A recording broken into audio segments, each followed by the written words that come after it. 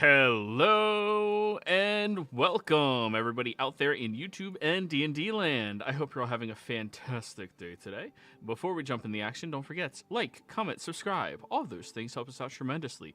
If you're interested in supporting our community a little bit further, consider becoming members here on our YouTube channel. Memberships start at just $2 a month and you gain access to some really cool emotes. Lastly, if you're interested in joining any games like this one, we do have open slots available. The open slots are available inside of our Patreon? Tuesday. Well, the specific games. The Tuesday early games, the Tuesday evening game, this one, and the Saturday early game. So if you're interested in any of them, be sure to reach out and just let me know. But without further ado, Capriccio, tell us what happened last session. Okay, so on the one hand, we have, it was Braska, Fordrum, Janet, and Zorzar that were trying to infiltrate Trent's house, Trent's estate, disguised as Volstruckers.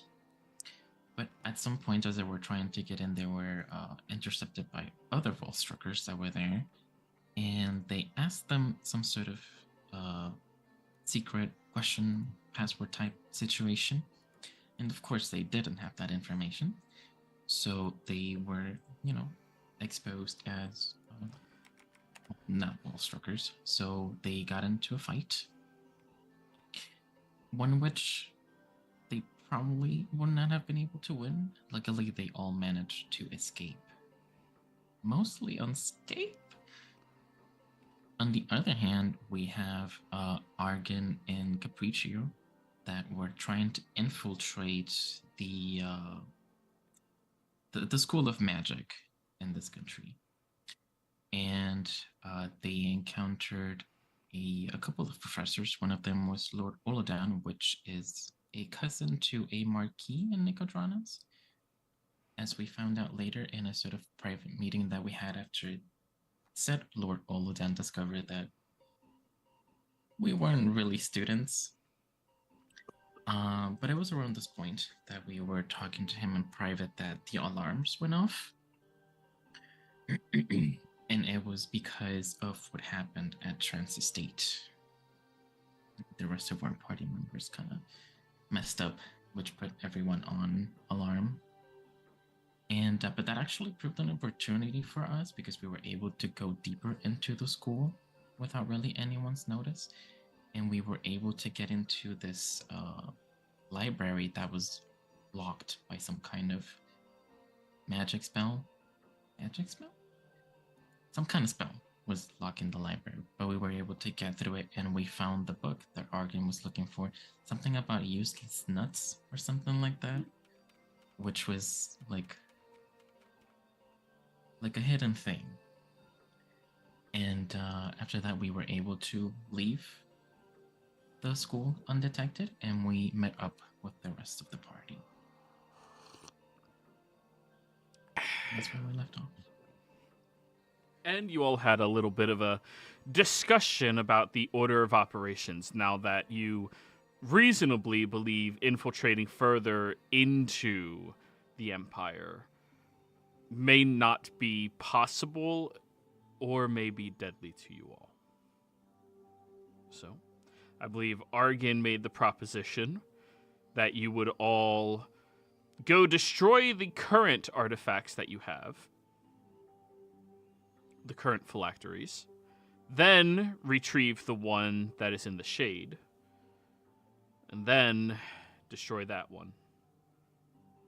Yeah. So, that is what we're doing. So guys, how do you want to do this?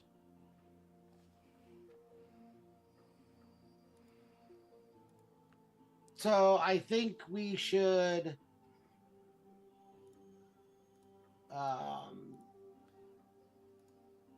use the last day here. I think we're about on the last day here. We may have 2 days, but I don't think we have much more. Your group has 3 days total. Oh, we still have 3 days left? Yeah. You've been moving fairly efficiently. After we got started. We just ate we ate up a lot of the first 4 days, and then we kind of moved quickly. Yes. Where are we physically? You all are physically inside of, or We're right outside the outside. city. Yeah, you are Yeah, right right outside. Right outside of Rexington? Yeah. Correct. Got it. We're up at some hills that look like butts, apparently. I was about to say that exact thing. Yeah. Yeah, you're outside of Rexington. Close to the Amber Crossroads, but not terribly close. Rexican's probably burned at this point, so at least for the time being. Is anybody badly wounded? You, Braska, and Zurazar have gotten a short rest in, so Braska is better than he once was. And also no longer a turtle. Wait, we got a short rest in? Well, yeah, you guys have been talking for a while. I figured you'd take a short rest. No, I Oh, had to. shit, I would have rolled dice for that. Yeah, go for it. Roll Yeah, your dice. Nice. So, Braska, keep in mind, you might be out of hit dice. Or getting close to it. Can we take a Why? long? Not last session, but the previous one, you ran into the Labenda Swamps null annihilation zone, and you had to take a long rest before you could start healing.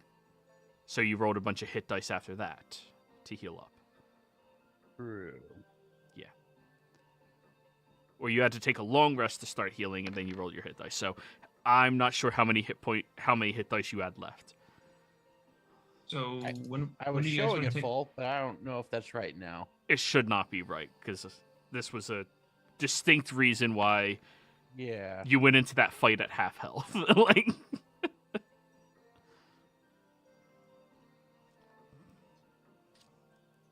What were you saying, Zurzar? I was saying, when are we gonna want to take a long rest? I imagine once we get out of the Empire. Fair. Is there anything else we want to do while we're here and we still have Janet, or are we ready to move on to the next stage? I mean, there's really nothing else we can do now. I don't disagree with that statement. I just wanted to make sure that there was a whole bunch of things we passed on our way to here that we chose to ignore. Like what?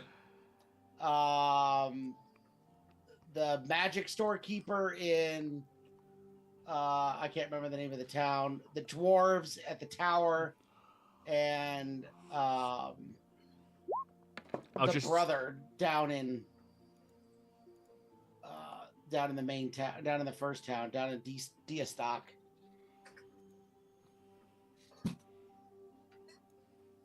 so, this doesn't help much. There was the wizard in Zadash. There's the church cleric bounty hunter from Eurosa. There's Fordram's family members in the mines. And what else did you say? Diastock.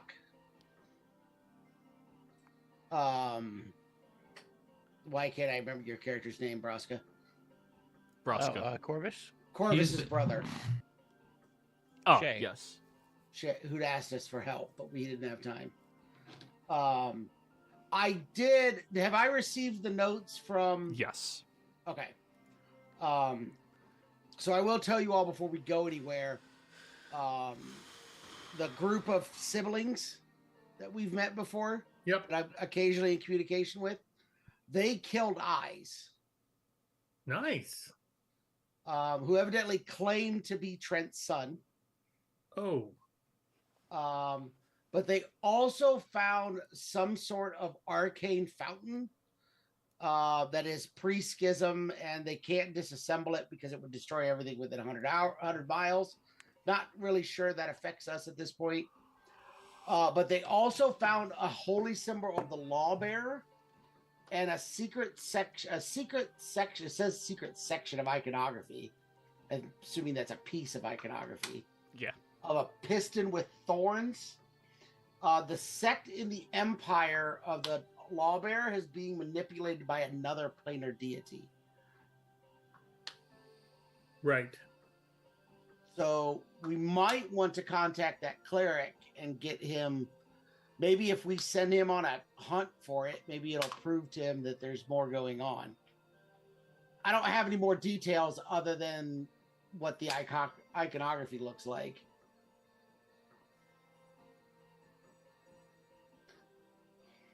That's the only other thing I could think of. Did they draw a picture of it? You can't really send me a picture.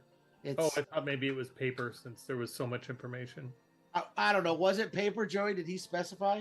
No, that was ascending. It was ascending. Wow. Okay. There's been a couple of them. So, I think reaching out to that priest is a good idea. I think at least putting him in contact with them so he could get their holy symbol might be helpful. He might have to do some cleansing at the Church of the Lawbearer, wherever they have it in. Yeah, I don't know exactly where they're at. Who? The other group. I don't know where they found this iconography at. Yeah, but I think if we contacted the priest or the whatever he was of the Lawbearer and told him to meet at a location, we could then do a sending to them and say there's a priest who we trust within the who's part of the empire, and you could potentially pass on the Lawbearer stuff to him. Okay. I don't know specifically where they're heading. I would have to communicate with him. Well, they may not even have time to do it, but Yeah. I didn't know if maybe we could just point him that way with a kind of a description and see what he finds on his own. well, yeah, I don't know what his transportation limitations are, and if they're Well, but if it's manipulating everything, their entire sect in the empire, he might find that symbol somewhere around where he's at, and he didn't realize that it was a problem. I see. I thought maybe the symbol of the Lawbearer that they found might be of more purity or something.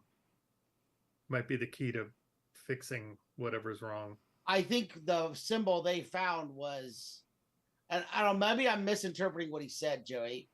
Assuming the symbol they found was the corrupted one. Let me read in that chat. There it is. I've killed the trans sun. Research notes of arcane fountain. They were trying to use it to become conduit to the other side. Caution, arcane fountain pre-schism artifact, blah blah.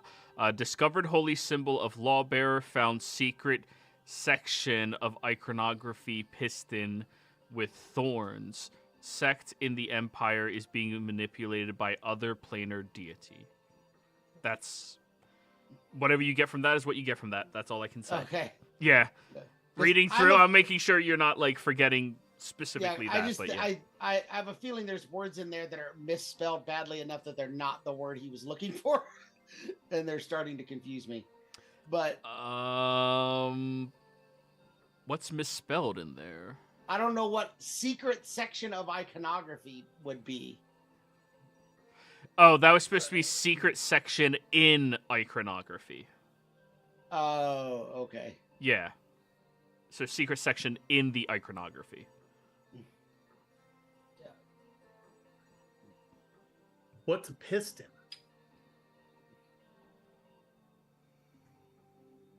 That's a good question. That was supposed to be Pitten. A pitten. Okay. See? Now you understand why I'm confused. Yeah, that's his description. A Pitten with Okay. thorns. I could figure out that Trance's son was Trent's son, but I think he was typing it on his phone and autocorrect just said "fuck you."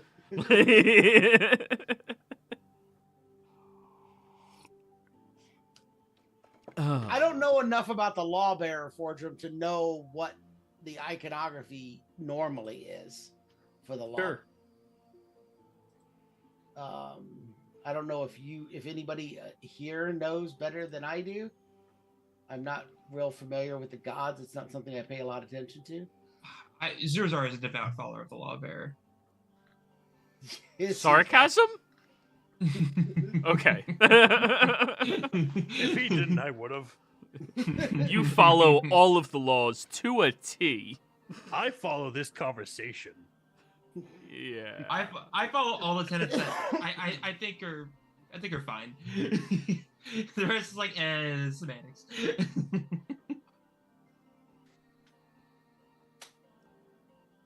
All right. Well,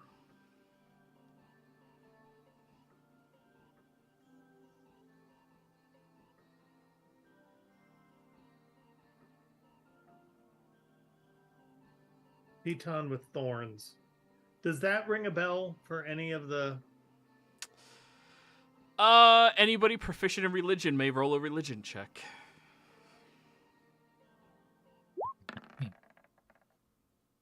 Forgem, unfortunately not. And I believe Braska's the only other person proficient in religion, right? Yeah. No, most of the other ones, but not that one. Yeah. That doesn't sound like any god you've ever heard of, but if it's manipulating, then yeah. Right. Teton. Climbing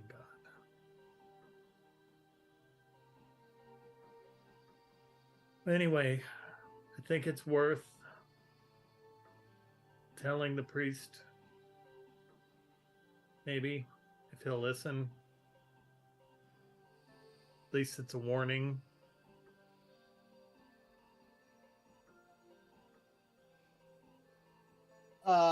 She's currently out of teleportation spells, correct?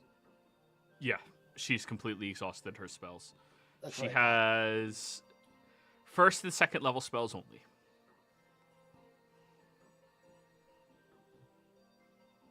So we're not going anywhere today. At least not by teleportation. How long do we have left on Windwalk, Capriccio? Well, I made it 16 hours, so a lot. Okay, so we've got a full day of travel left. Two of you We do, could Yeah. right? Was it only you and me, Zurzar? Or Or did- you and me, Capriccio? I put it on everyone. Oh, you casted it before everybody got put into Yeah. crates. Okay. Yeah. Good. Well, then we'll say you have 14 hours with it left. Okay. So we could probably get to Eurosa, and then she could teleport us out tomorrow.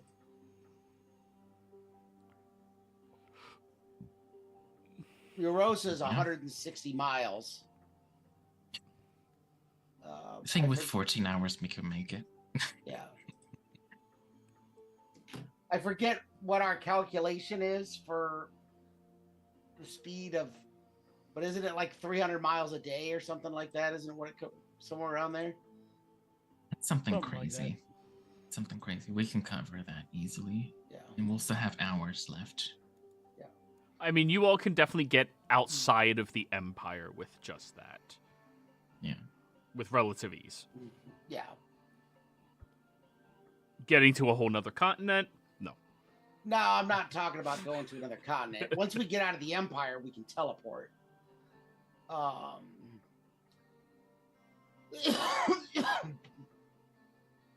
So do we want to go to Eurosa and talk to him and then have her teleport us out of the Empire tomorrow? Because she can take us back to where Jenna is waiting. He is stuck. No, Jenna's up in Shady Creek. Oh. Could we make it to Shady Creek?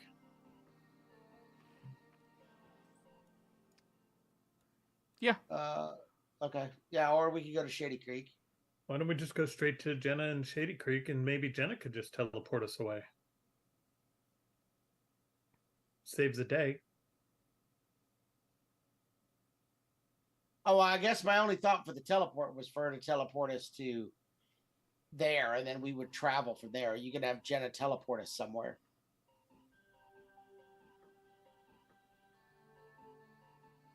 I guess the real question is whether we're going to Eurosa or not. If we're not going to Eurosa, then we can head there, and then it's we need to go over to the far continent because that's where What's the in entrance Eurosa? is. That's where the priest is. Oh, the priest is in Eurosa. Yes. Well, then that works. We could probably go to Eurosa, meet with the priest, and then head north to Shady Creek. Sounds like we have plenty of time.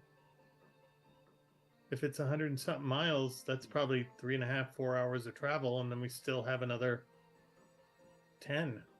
Shady Creek's the other direction. So I'm not sure how far it is.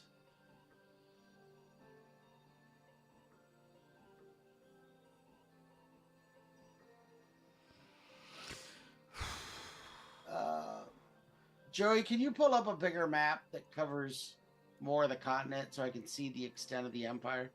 Thank you.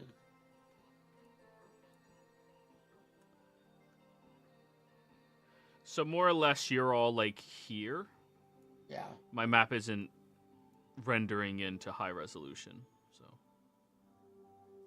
Janet, what is the extent of the teleportation limits? Where do the borders end for the teleportation rules? The borders of the teleportation circle, or the nullifying teleportation circle that is emplaced around the Empire, extends roughly 1.25 miles outside of the legal borders of the Empire.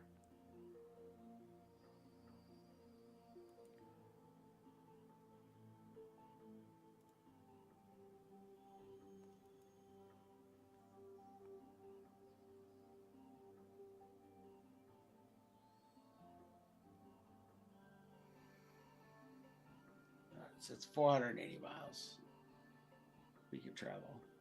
But we're going to be pushing exhaustion if we fly for 14 hours. Not pushing exhaustion. That's hitting exhaustion. Well, that's not what I meant.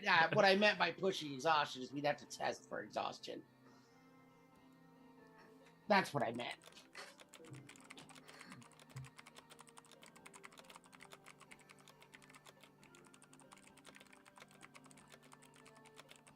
Does anybody have an opinion on what we do? I think going to whatever it's called, Yesa or whatever that place was, to meet with the cleric is a good idea.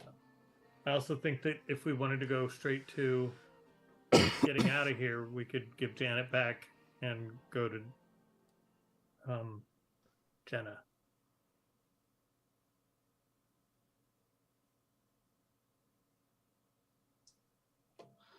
Sounds good to me. Yeah, Okay, I so- mean, And the other option is, do you have a spell for sending left? I have sending left, yes. So potentially we could just go to Jenna and then do a sending to the priest.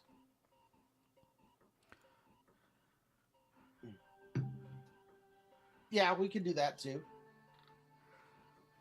Saves a step. Okay, that's fine with me. Is that good with everyone? Works for me. yeah, I'm good with that. Okay. Then I guess we're flying to Shady Creek. Alrighty then. We never gave them our real names, I'm assuming, right? Fordrum? Does anybody remember? I don't think we did. The priest. No. All We right. gave them the assumed names that Zurazar gave us. So you're looking at roughly 230 miles of wind walk to get from where you are to Shady Creek. How many did you say? 230. And You that's a gotta- rough estimate, so yeah. If you want to be my windwalk, you gotta That's give like- it, my friend. 7-ish hours. It's basically half. Easy then. You'll be arriving early in the morning. Once you wind walk all the way to Shady Creek, you get there. What are we doing? I got a craft ascending, so somebody go talk to Jenna. I'll go look for Jenna. All right, roll me an investigation.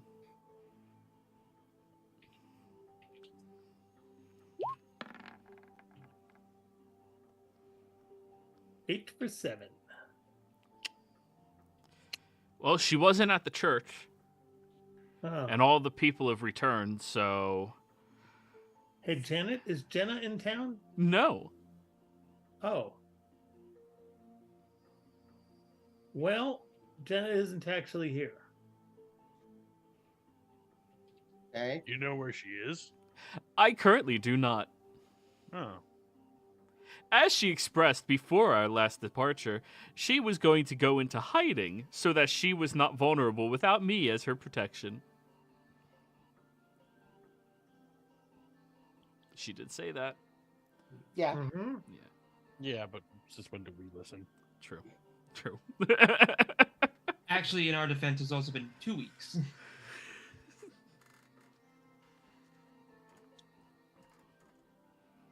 Actually, we had 2 weeks off. Yeah. Well, You know what I mean.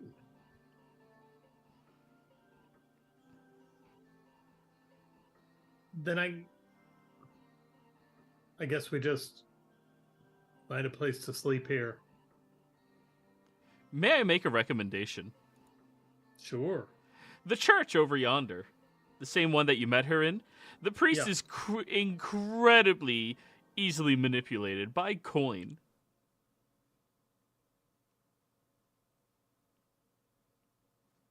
Works for me. Sure, I'm down. So you go over to the church. Mm-hmm. Priest walks up. A tabaxi, a human, a fairy, and a half-orc walk into a church. There has to be a joke here. It's Burbolg. Oh, shit! I thought it Hey. just got dark in the doorway. Holy fuck. You fit the entire doorway. No, I have to crouch. So what could I do for you guys? Well, I can give you the punchline to the joke. Oh, yeah? Well, depends. How much is a punchline really worth then? I'm not that interested in it. What do you guys need? Just a place to lie low for a little while. Are you looking for a presidential package? Depends that- what it comes. Oh, good. Is that the kind where nobody knows we're here? It is. How much is that going for? 50 gold for the lot of you. That's not too bad.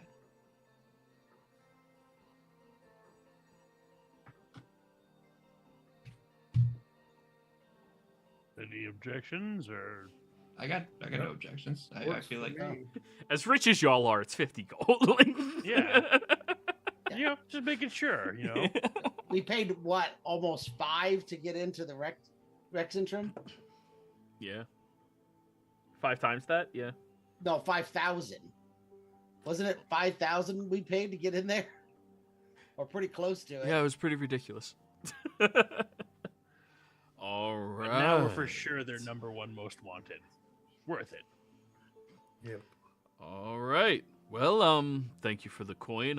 Come follow me. And he goes over to the door and closes, latches, locks it, closes the curtains, and he brings you up to the up to the podium where he begins pushing the podium to the side, and you see that there's a trapdoor. Go ahead, go on down in there, wherever you would like to stay. Feel free. All right. What side of the door does the trapdoor lock on? Both. Perfect. Are you worried about me locking you guys down in there? And he just looks at Braska. Yeah, no, that's a dumb worry. Yeah. Not really. I just wondered if you would try. Only if I have a reason to. There's no reason to, Perfect. Well then, as long as the money's good. that is... He takes out one of the gold pieces and bites it. Yeah, we're good. Like I give you the chocolate ones. It's real kinky. How dare you? So, going down beneath the church, it's actually an incredibly nice, lovely looking cellar down here. There's beautiful carpets, comfortable leather couches that are, well, amazingly constructed and very soft and cushiony.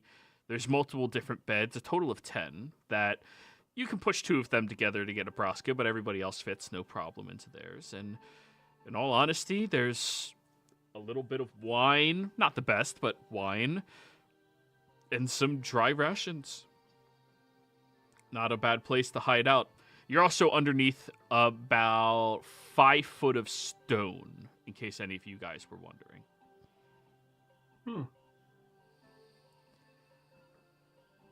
Whenever you need to come up, just ring that bell over on the table. You see that there's a bell that's hanging, connected to something on the ceiling and just dangling above the table. Okay.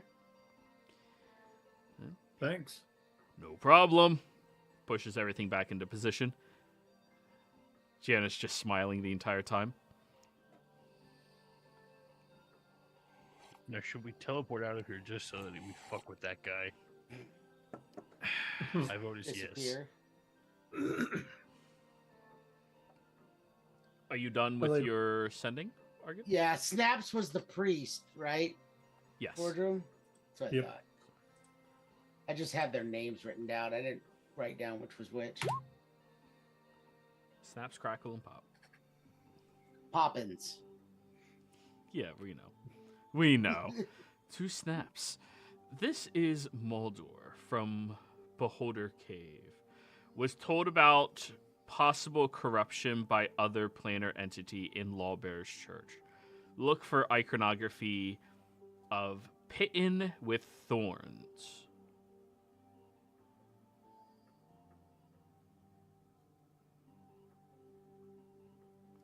Let me roll.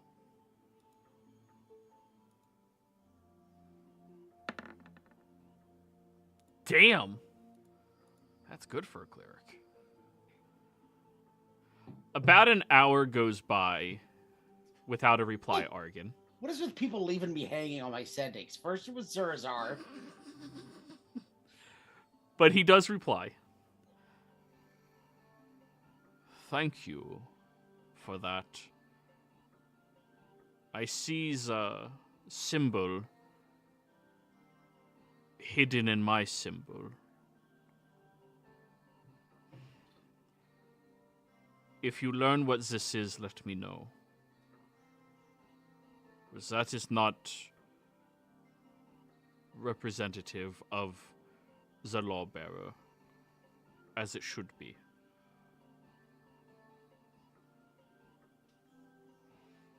He took his time investigating the symbol to see.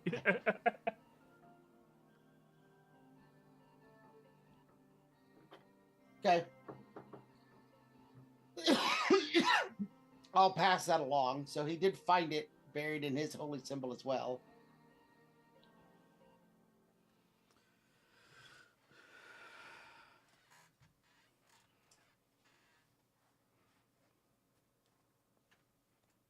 Janet just sits there smiling.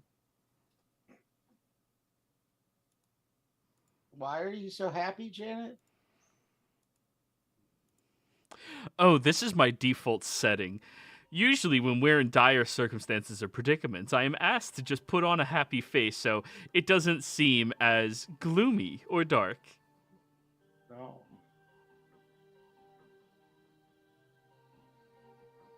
Do you think we're in dire circumstances right now? Why, yes, I do. Why do you think we're in dire circumstances? With all of the knowledge that I possess, I think there's only maybe 30 people in the entire world who would be capable of even getting to walk into Trent's estate and, at the same time, infiltrate into the Solstice Academy in the same evening at the same time. It would not be very difficult to deduce which groups it would be, which individuals might be to blame, and that comes with it potential threats. Oh, we're long past the threat stage. He threatened us a long time ago. Besides, they don't know. Well, he won't know that we infiltrated the academy. So, For a couple days at least. well, he shouldn't know. I don't know that he'll know. We didn't take anything from it, and the only one that does know, I don't think is going to tell him, unless there's a lot of problem going on for him. Don't get me wrong, he'd sell us out to save his own skin, that I don't doubt. But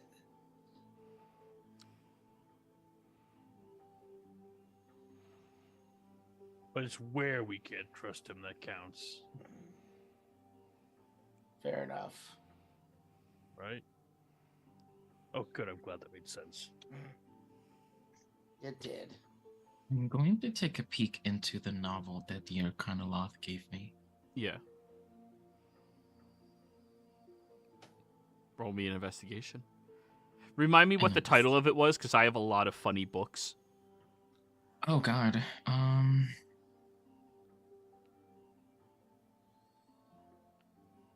do not remember.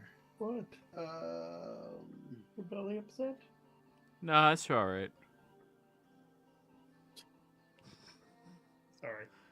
Just all I have in my notes Embers is that it was a of romance novel. Desire, the Flame Wielder's Yes. Secret. Mm-hmm. Yeah, that's the one. Yeah. All right, roll me an investigation. Alrighty. 10. This is, honestly, compared to the smut novels that you're used to, fairly tamed. Most of the novels of that variety are about 90% smut, 10% creative writing. This one seems to be on a much more reasonable spectrum of 25% story plot development and then 75% smut. Which, I mean, that's up to you if you enjoy or not more. But there doesn't appear to be anything else inside of it. Wonder why he gave me this. Do you think he had a crush on me? I look at Argan. I don't know. I never saw him, so I don't know that I could judge his. Oh yeah, you didn't see it. Well, you never see anything, so that's okay. What's in the book that he gave you? Well, it's actually quite fascinating. Take a look. And I'll give it to Argan on this page that I'm in. I'll read through it, not realizing that what this book probably is at first. Takes just a minute. The third time they mention the quivering member is when it finally peeks into your mind. It's bad. It's bad. That's quivering. No, that's a 1. Does that stand for something? Is this code, hopefully? It's penis, Argan, penis. I was hoping for something more profound than a penis. Some can be very profound.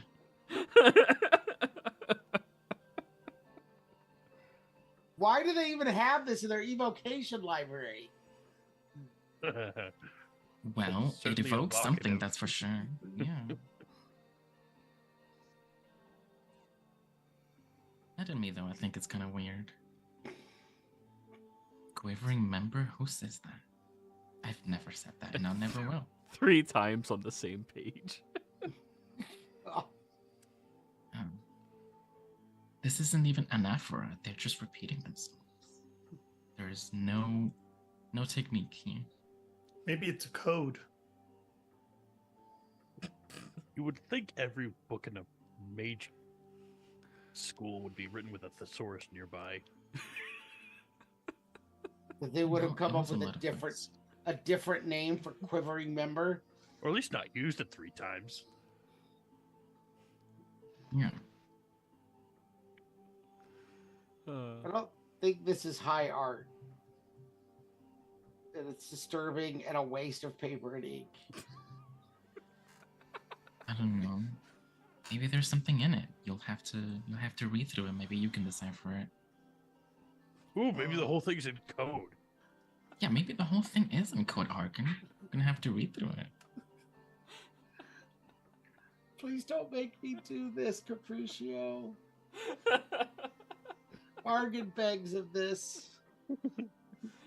Roll for intelligence and will to live. Yeah, I think it's a will save at this point. Yeah, that's charisma.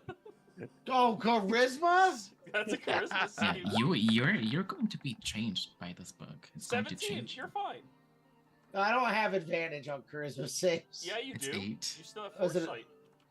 Oh, That's that's right. I me. do still have foresight. Oh, you put it on yourself as well? Yeah, I did. I put it on me. Nice. Foresight squad. Let's go. Yeah. You can suppress the urge to read the smut. But you will need to borrow the book later. For academic reasons. Purposes. Yeah. All right, I'm giving the book back to Capriccio. No deciphering of the quivering. Ugh. Capriccio. Some things in the wrong hands will just do too much damage. Have you seen this man? I don't think he's ever had anything that was in the book. I mean, if we're having him smut, we know exactly what he's going to be doing with his hands.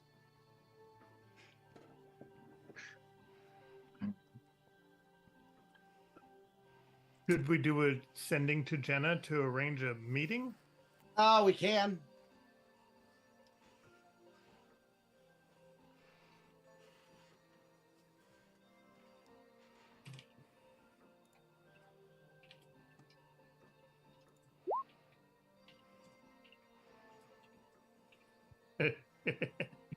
Book club?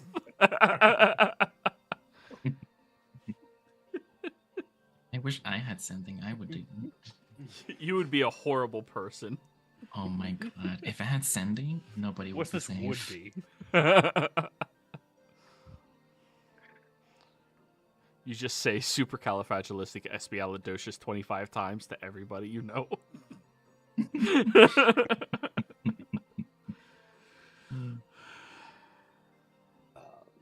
The real crime is that I don't have it. I say quivering member 12 times. That's the entire sending. And then you stop with quivering.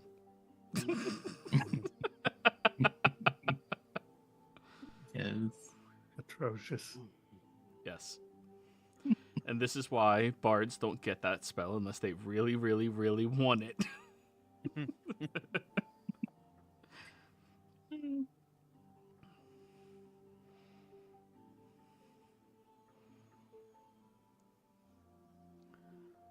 Well, if no one else does, I go to sleep.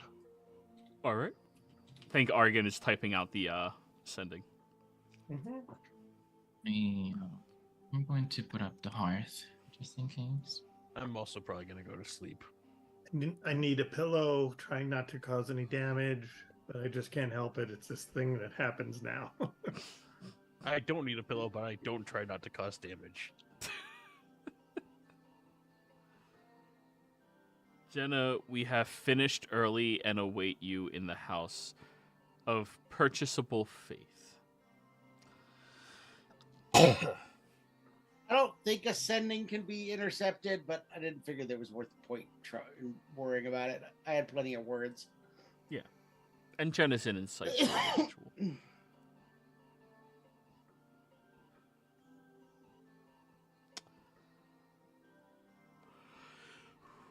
I'll keep first watch since the other ones are going to bed. Okay. I'll be there in the morning. Roughly 10 hours from now. Ring the bell at that time. Okay. All right. Then, since you're keeping watch, roll a perception check, Argan. I'll bring out Otis just so he can help me.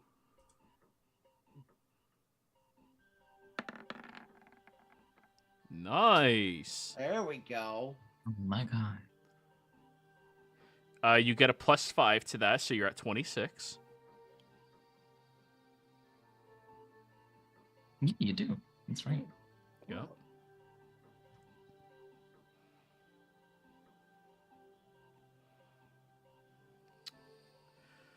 While you are resting, actually, let me read this real quick.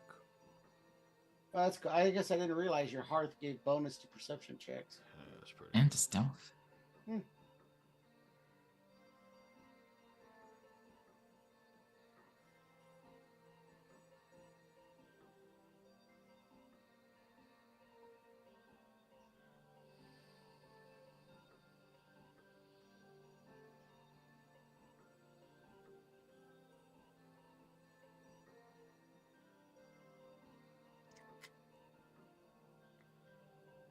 Okay.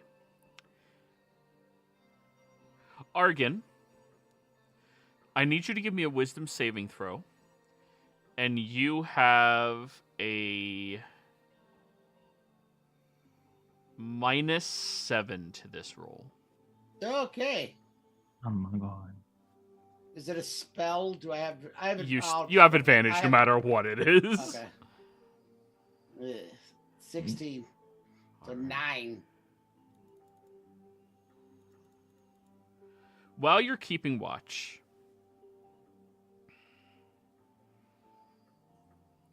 you can't place your finger on it, but you just feel I do have mind blank up, remember? Can you roll that in chat for me, please? Yeah.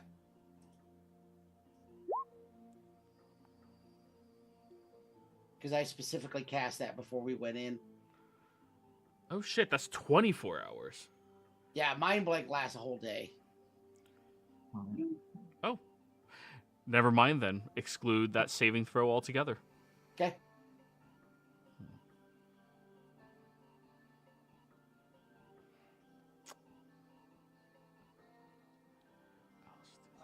Then I guess after my session, Well, I guess I'll... Oh. We're not done yet.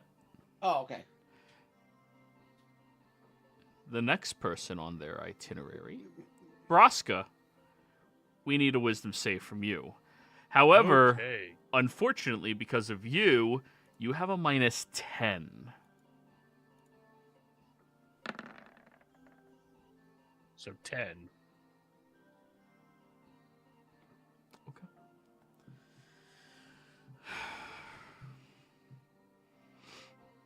Argan, while you are keeping watch, being carefully perspective, there's this very strange chill that cuts through the warmth of the hearth.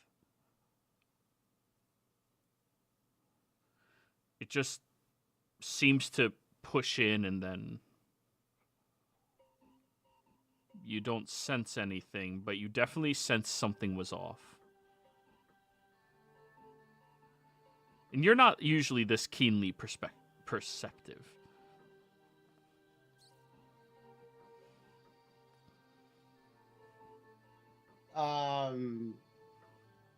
Could I ritually cast Detect Magic? You absolutely could. That takes 10 minutes to cast, correct? Yeah. All right. So, You ritually cast your spell. Once it goes off, you look around the room and you can sense that there's a tiny bit of residual divination magic in here, but it's already gone. Could I see where it was centered? Over top of Braska's bed.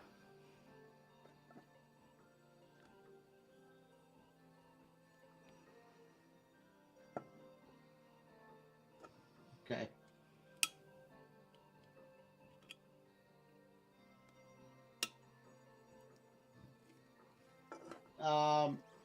I'll wake Capriccio.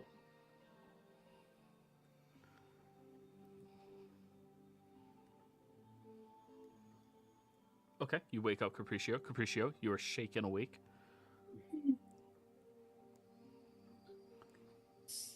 There was some sort of divination that happened while I was, or at some point during the night. It was somewhat centered over Braska, but it's gone now. I only see remnants of it. Someone wants to spy on Brisk. Okay. What do you want me to do? Well, I don't know. I just wanted someone else to know that it was something going on, at least so you're more aware of when things happen than I am. So I wanted someone more attuned than me to be on the lookout going forward. I'm taking next watch. All right, I'll wake you get it next watch then. How far into am I? A good hour. Okay. So you need one more. All right, I'll wait another hour. All right. An hour later, you get woken back up. Nothing else has happened during that time. Capriccio, roll your perception check, please. When he wakes me up the second time, I just go, hey, good night. So you're not watching? All right. Yeah, I am. Okay. I just hate him first. I just hate him first. That's legit. So 28. Yeah. Not bad. You keep that careful watch, and you don't notice anything happening around you. It's quiet. You can hear up inside of the church above, and somewhere in the distance, the priest is snoring loudly as, well, this is his church.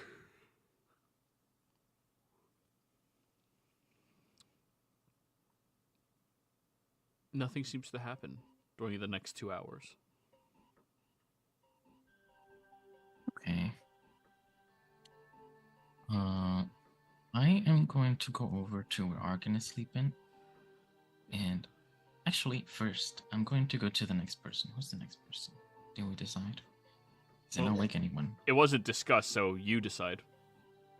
I'm going to wake up Fordrum. He's perceptive as well. All right. Hello, hello. Everything okay? Yeah, it's time for your watch. Yeah. Apparently, Argon felt some divination being cast on Braska last night. So, I didn't see or feel anything during my watch, so I don't know, just keep an eye out. Okay.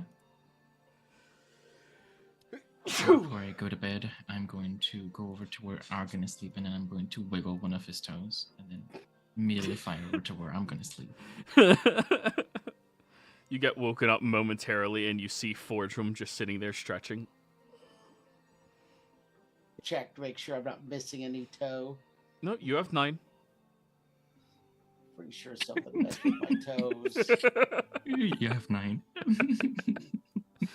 Yeah, I know there's only 9.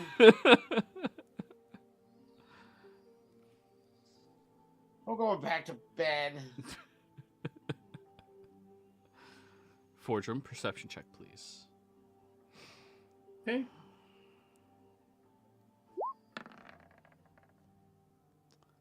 With your +5, that's 24.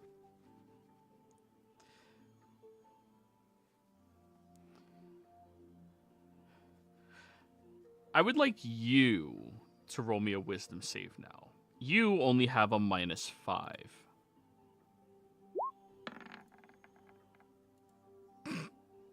25. You sense that somebody attempted to scry upon you. Can I look into the scrying? Oh, it failed. They can't see you. Yeah. But you know somebody just tried to. Got it. And scrying is definitely divination magic, right? Yes, Yeah. it is.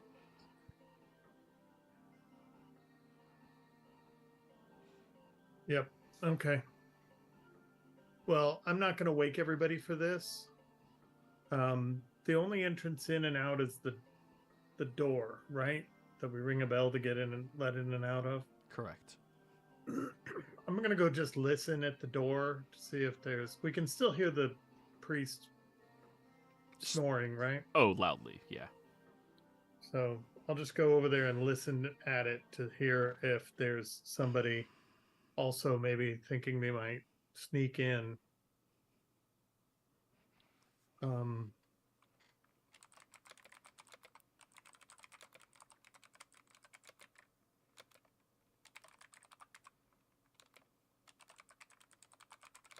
Wonder if... But yeah, I think that's all I'll do for now.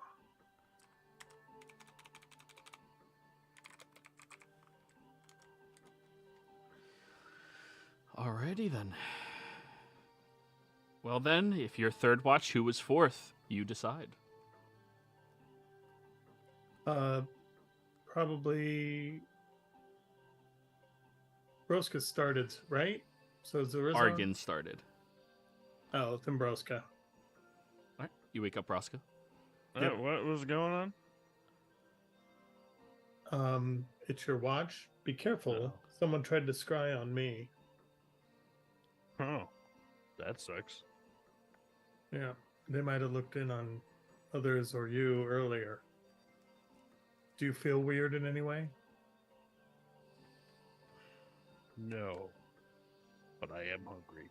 Do you feel like there's any... Well, that's a given. I said that's not weird, so. No, right. So you don't feel like you have any weird magic on you or anything like that? Not that I can tell. All right.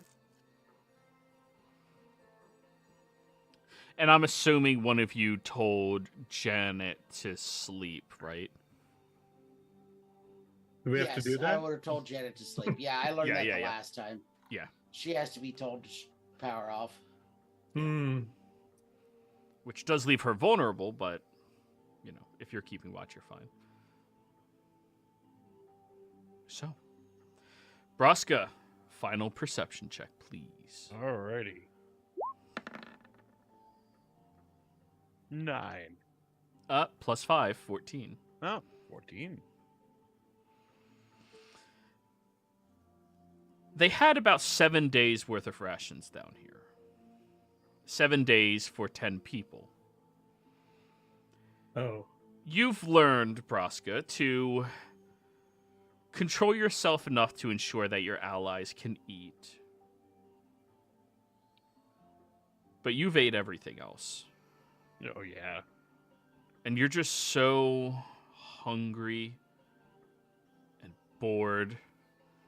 And you keep pacing back and forth by the door because, I mean, sure, there's a stone slab and pedestal on top of this hardwood door, but it's the only thing stopping you from getting food. So you're a little distracted while keeping watch, as you have to control yourself. But anyways, morning rolls around, everybody. Long rests have been successful. You regain half of your total hit dice, rounded up. And regain all of your hit points, everybody. Now, couple of hours after the last of the food is eaten, because all of you have to eat a little bit too. Argan, you ring your bell. Yeah, I'm putting mind blank on myself this morning again. Okay. I think someone tried to scry me last night. Someone did scry Braska. Oh, Oh,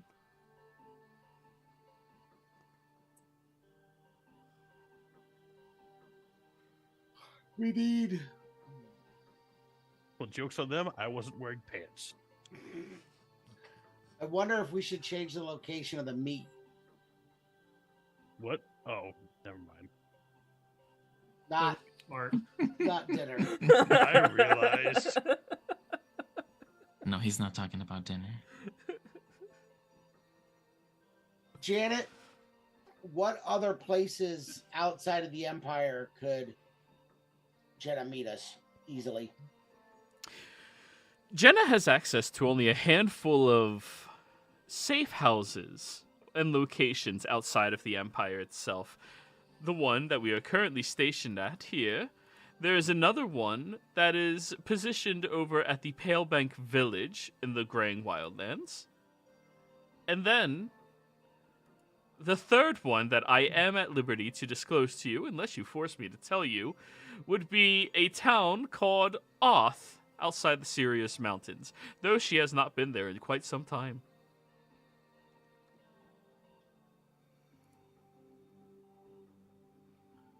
Can you take us to any of those locations yourself? I can. Which one has the most food? I am uncertain of that answer. Yeah. Oth is where we met the guy that left the Empire, right? That's where Zurazar went, and wasn't that Oth? That's how you snuck into the Empire, yes. Right. Well, Oth is in the coast. That's probably gonna have more food than the Wildlands, Braska. The Wildlands is kind of tundra. Off it is. All right. And also you guys are fully aware that they are officially allies to Tal'Dorei. Yeah, which I'm not really sure is a positive in this standpoint because I'm bringing Jenna there, but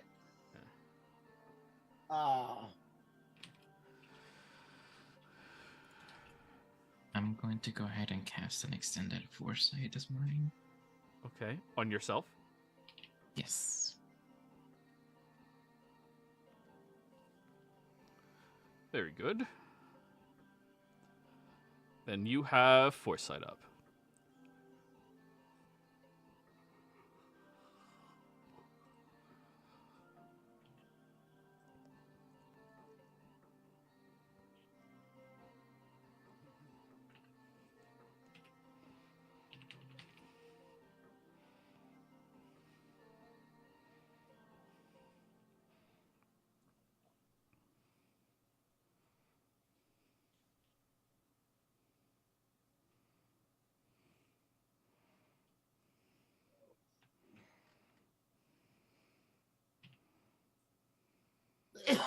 stop overwriting my letters.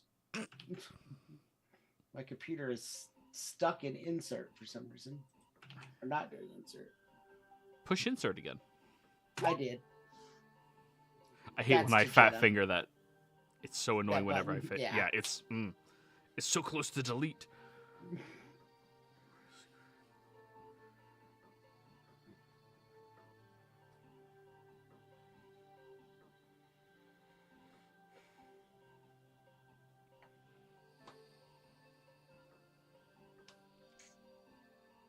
Could have wrote, best to move to an author location. I don't know that Argan would use a pun like that. Yeah, it's fine. I'm bringing it up. Okay. She will reply to you. Oh, you said a coastal area. Oh yeah, I guess that's really not all that helpful. They're both coastline, yeah. Yeah, but I was really kind of saying the Menagerie Coast. But Right, I'm going to roll an insight check for Jenna. She has a +7 to this? Yeah. She has to realize that espionage is not Argon's game, and he's outside of his depth here. 16, I'll give it to her. Very well. I will be by the broken waterfalls.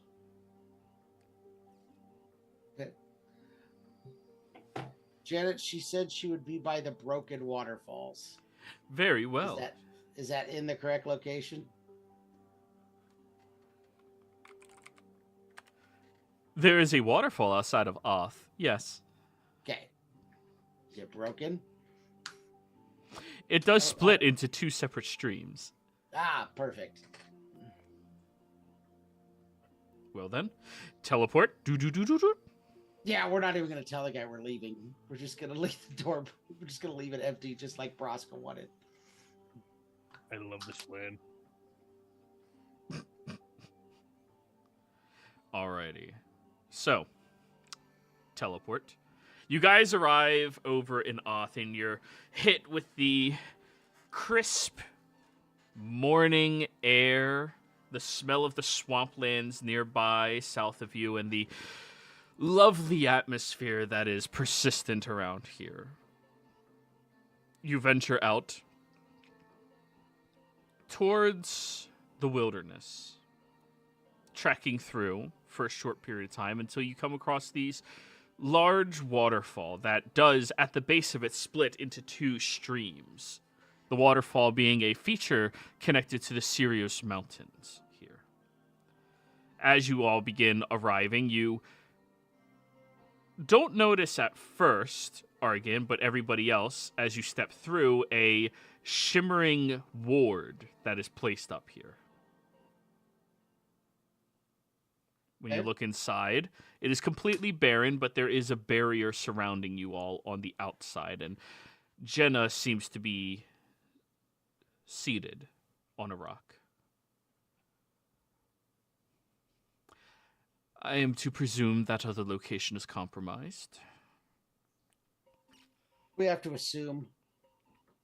I found remnants of divination magic, and Fordrum knows that someone attempted to scry on him at some point last night. Do we have any inclination as to why?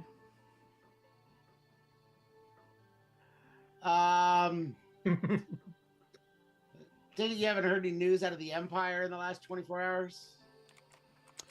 No. My liaison has been elsewhere. It seems that some I was left in insur- charge of a mission. some That should explain everything. insurgents attempted to assault Trent's house. Or tried to infiltrate Trent's house, and it turned into an outright assault. How did that go?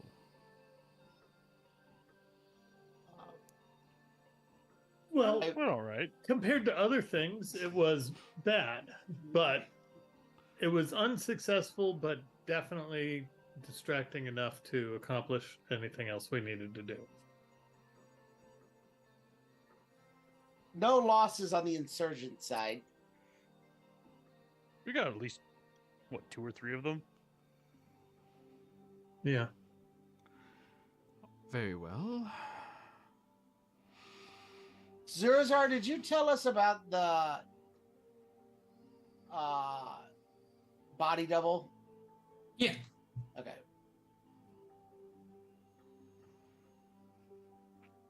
We also know he's got a body double somewhere Wait, what? in the city. A body double. Yeah. Parading Look. around as... As him. That is aggravating. Yeah, So- he's full of aggravating. The Empire doesn't even know that he is currently... One other member of the Empire does. And you were right in the fact on who you thought also opposed Trent within your own ranks. Uladon. Yes. Good. That's at least 2 of the members of the Cerberus Assembly that aren't outright insane. He knows I'm involved. He does not know of any of your involvement with us. Good. Janet was not present when I ran into him. Good. But I don't know who scried us last night. I am presuming that the attack on the estate, they have a itinerary of individuals that need to be watched carefully in case of situations like that arriving. Presumably, you were already outside of the country, which maybe warrants very little concern from them as to if it was you. Most individuals would underestimate your capabilities and trust in the securities of the Empire. And if you were outside, and they suspected you were inside some 200, 300 miles away, you would need teleportation magic to escape. So, reasonably speaking, you would not have access to that. Yes. Because other than 2 people, no one knows that we've managed to get into the Empire. So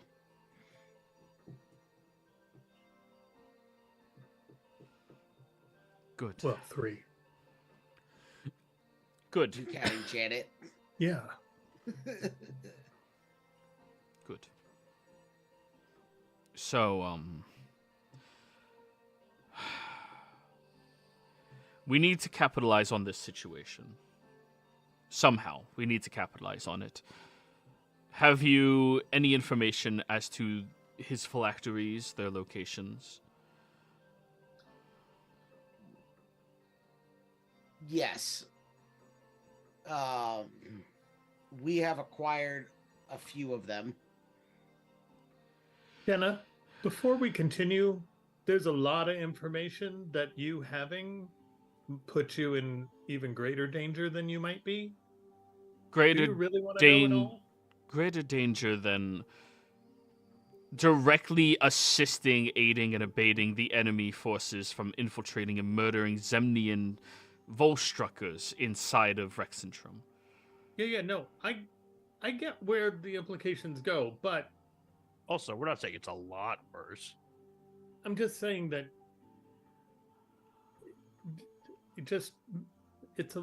there's a lot of information, and you don't have culpable deniability anymore if we tell you all of it. That's all I'm saying. I already know about his lichdom. Having more information is not going to be detrimental to my safety. If anything, my safety is already expired within the Empire. I just shrug and I go, I thought I would say it. I know you're a wizard. I knew your answer was going to be this anyhow. I just wanted to offer. Very good. So, do you know where any of them are, or We have most of them.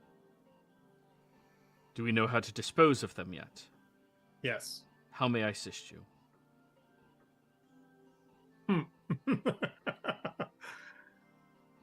Ooh, that's a big question.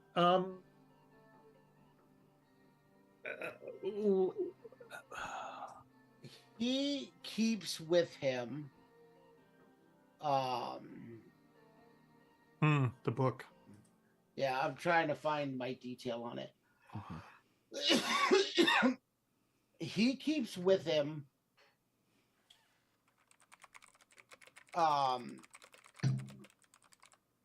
do you know about the original tomes of magic that came to Exandria? I'm unfamiliar with this history. So rumor has it, original belief was that magic came from off-world. And there were books that designated the original use of magic, broken similarly into the schools that we still follow. One of those books we believe he has. Presumably the Book of Necromancy.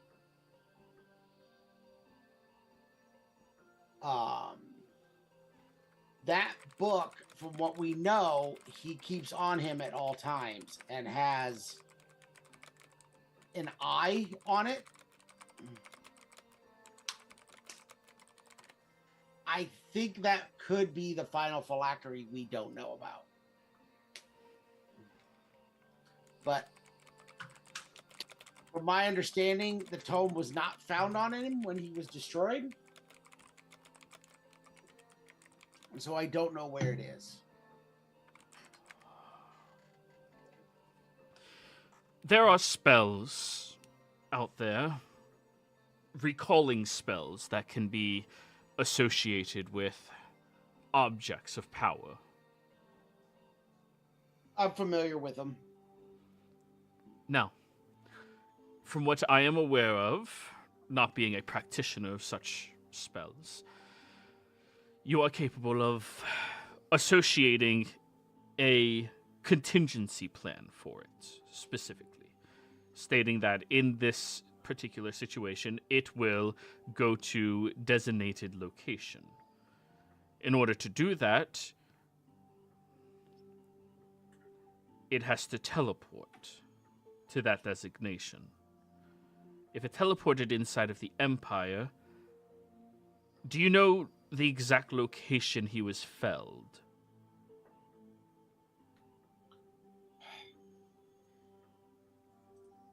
I don't think I do. Let me double check. Oh no, he never actually sent me a sending. Just he told me to watch the stream. Is what he had sent me. God damn it. No, but I can probably find out. I highly recommend that you do so. And if you figure out where that location is, I can get in contact with the Shell's Guardians, see if there's any blips of teleportation magic that happened within the borders of the Empire, and, well, if I know its starting destination and its entry point through teleportation means, that means I would know roundabouts the general vicinity of where it went. Okay. Presuming that the tome would be on his person, but an object of that power, personally, I would not let out of my reach. I wouldn't think so either, though I do know the books are sentient and extremely hard to control.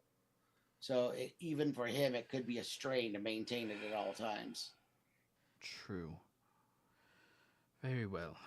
Well, if you gain that information, I'd be more than happy to talk and figure out if I can't figure out the entry point in a rough 5-mile radius of where it went. Then we would have an idea. And that's only if it entered into the Empire. If it did not enter into the Empire, that means it was safeguarded someplace else. Or it wasn't on him to begin with when he perished. Which means if he died and his soul had to go somewhere, there would be a discernible imprint as well in the shell. Correct? Yes. Does that count as teleportation? Maybe, probably. It's probably similar to a form of plane shift. Even with the tuning fork? Which, for all intents and purposes, is a more powerful form of teleportation. It's teleportation magics in general that would do that. There are certain spells outside of teleport or teleportation circle that mimic the effects. Huh. I have a lead to go pursuing. Careful. If you find its location, maybe don't go there yourself alone. Because if, let's say, that is the,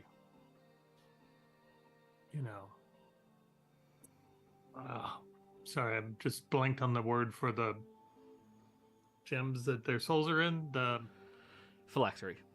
phylactery, thank you, because if that's the phylactery that he's returning through, you might run into him. Oh. I wouldn't be alone anyways. I have Janet.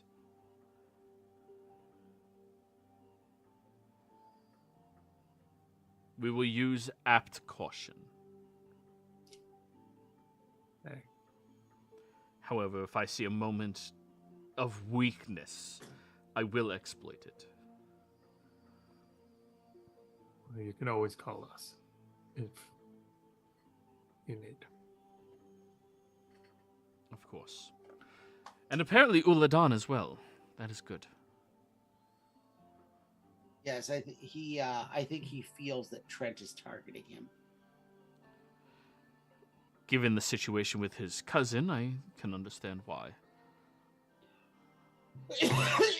Yeah, I think our action saving his cousin is probably part of the reason he agreed to work with me. Good deeds rarely go unpunished. Seems to have worked that way so far. Well, then I have to be returning to the Empire. Understood. Yes. Thank you for the work. Thank you for the opportunity. We not sure we accomplished everything we wanted to, but we accomplished more than I could hope for. May you return my designation. Yes. Janet, pass authority to Jenna. Recognized. And she slides right back in and stands in position. Thank you for all your help. You are most welcome, Fordrum. Well then. Time for us to be leaving. Goodbye. Us as well. Bye. All right. And this is a good place to go and break, everybody. We'll be right back. Go get They Braska teleport some away. lunch. Once they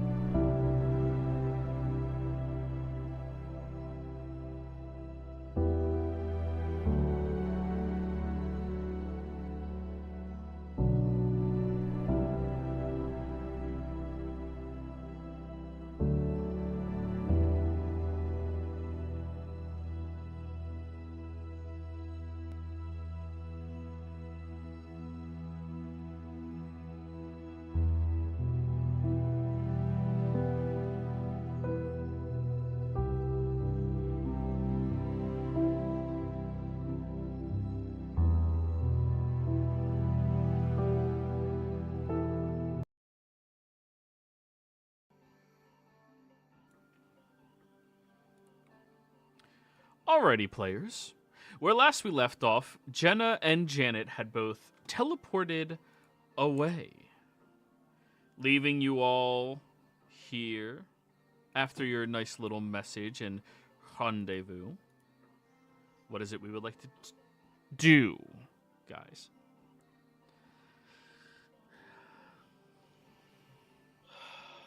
I think we need to head towards Vasselheim, right? Mm-hmm. Is it Vassal? Yeah, that's where the thin spot is, where we could get into the shade, and then from the shade we can get to Pandemonium or whatever it is, Void. That's Well, going. Braska had people go and scout out where we need to go enter. Right. Right, Braska? Yes. You did. So where do we need to go meet them, Braska? A place at a time.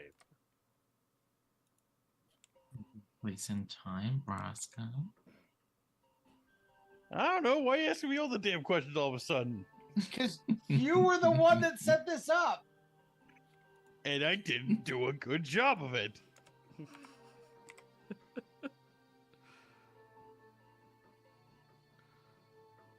I believe your contact was in the Slayer's take. Yeah, so my only guess would just be to just go right to Vasselheim and just ask at HQ. They gave you the name of the individual. Kuma was their name. And they said, when you need to get in contact with Kuma, they will be out there scouting the area in the Zinwick Mountains, since you have to go north of the Zinwick Mountains.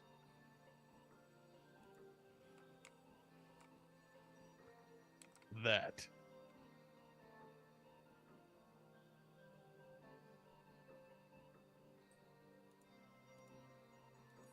Kuma Zinwick Mountains.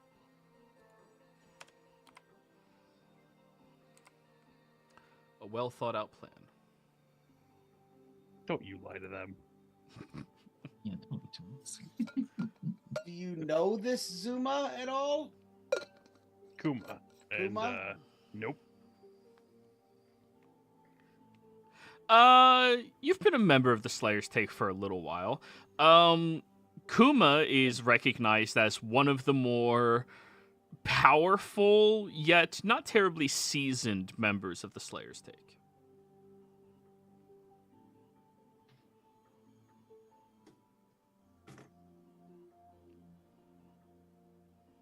Fabulous. So Zen. How do you guys plan on getting in contact with him? So we have. Go ahead. Is it not just a building? Well, the Zenwick Mountains is not a building; it's a mountain range. Kuma is going to be scouting out the area around that range. The Slayer's Take, isn't it just a building? In we can walk Vasselheim, in? yes. Yeah. Yes. So we go to Vasselheim, we knock on the door, somebody answers, we tell them we want Kuma. Dude, that's why I said y'all laughed at me.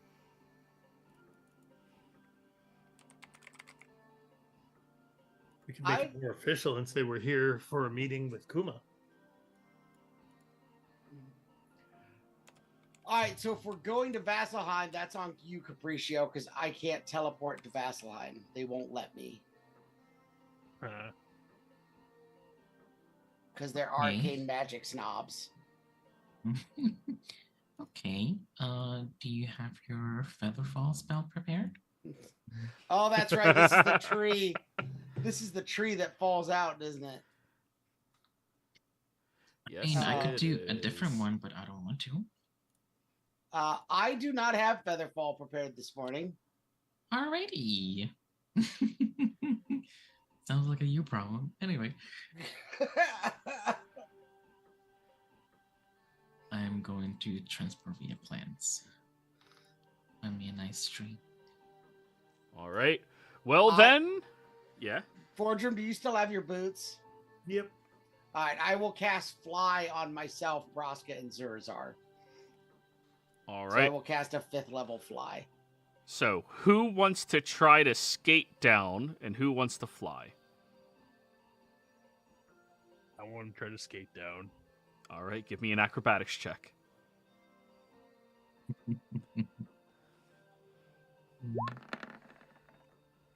6.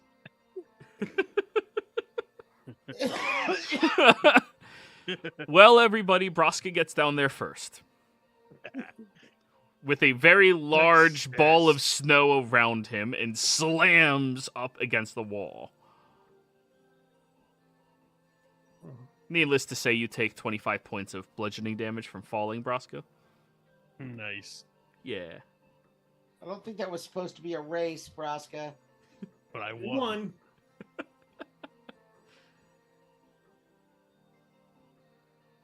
So then. I'm flying down. Okay. Everyone else? Fly, I fly. fly everywhere, so. Alrighty. Mhm. Very easily land down towards the bottom. Now that you're in the beautiful city of Vasselheim, you can easily wander your way over towards the Slayer's Take, picking up some bratwurst along the way if you would like. Of course. Mm-hmm. As starved as Broska is, you could buy the whole cart if you would like. 120 gold, Broska. Okay, 120 gold it is. Good God. Well, he's paying for the literal cart and then everything inside of it. Didn't we do this once already with the hot dog vendor? Yeah, and that turned out great. Yeah, because then he became the realtor and he became their mortgage broker. And My stomach makes dreams come true, and if you can't appreciate that, get out of here. Oh, cheapers. Alrighty then. So, you're all here. You walk into the Slayer's Take. Some of you get a few glares and looks from people who don't know who you are, and then as all of the ruffians of the Take are looking at you, one person from the back goes, "Hey, yo, is that Broska?" Hey! Hey! And everybody just starts immediately jumping up and running over, offering drinks. Hey, big guy, how you doing? Oh, dude, who are these people with you? Oh, they're my crew. We do stuff together. Bitchin'. Dude, fuck, that is awesome. Hey, can you believe it? The guy who had the lowest written exam score in history and still got accepted in.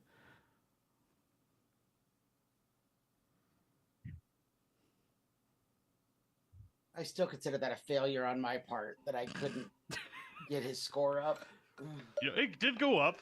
Look at it Came to this a way. 3. You got him just barely enough. You got the minimum passing score. So what are you doing back? You're all done already? We're looking for Kuma.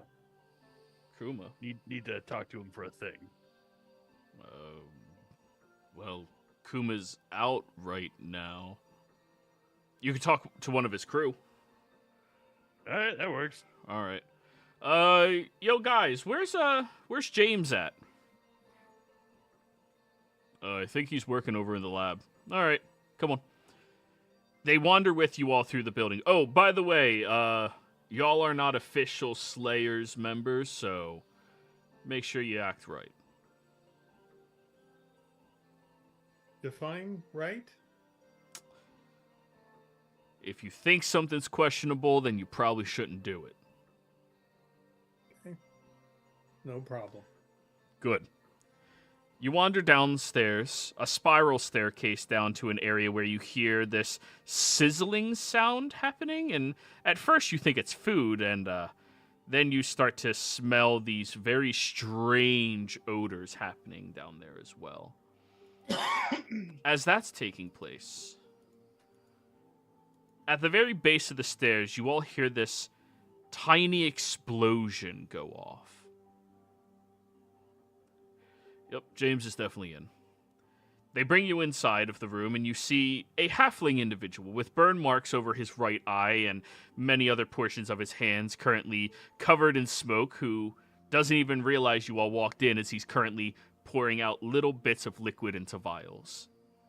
Hey, James, shit! Oh, shoot, guys. Can you surprise me? Please? Hey, hi. Yo, what's up? Huh? James. This is Braska. What's up?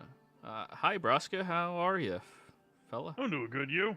I'm good. What can I do for you? So I need to talk to Kuma. Why? A thing.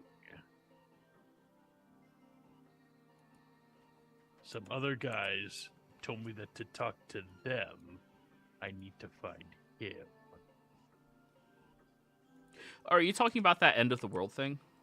Yeah, Oh, yeah. Do you need to go out there? probably. Oh, well, 1 second. It, where are you?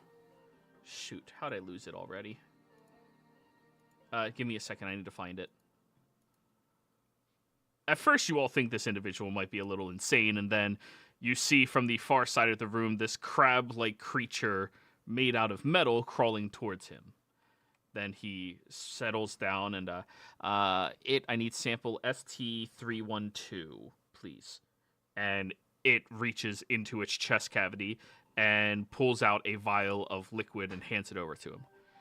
Alrighty. So, there's two solutions depending on how powerful y'all are. Solution number one, I can have it show you to Kuma. He knows where Kuma is at all times. Solution number two, this vial of water comes from the area when last we were there.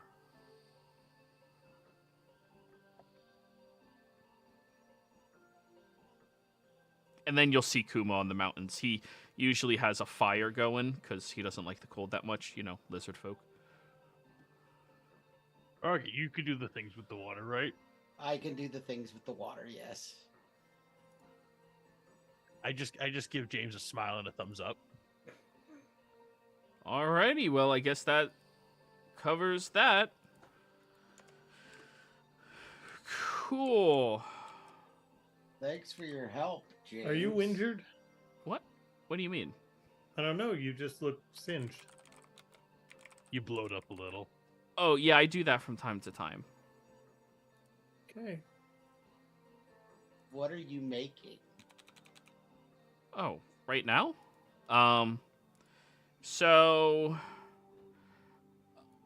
you know how sometimes people go down and they start like mining in areas, but then they come across these like ores and stuff that are like really hard to break through, so they use gunpowder, but gunpowder is like incredibly unstable and unpredictable in nature when you try utilizing it in any type of reasonable expansion, especially when people who aren't properly trained with it and experienced with it and have literally lost limbs because of it are handling it as well. It leads to a very high mortality rate, so I figured I would be working on a chemical construct in order to produce similar style effects that are much more controlled and well maintained, that you can simply just pick up and throw. And he picks up a vial and tosses it to the far side of the wall, and you all notice immediately the other guy dives underneath the table. Dex saves. Oh, God. Everybody? Nice. Yeah.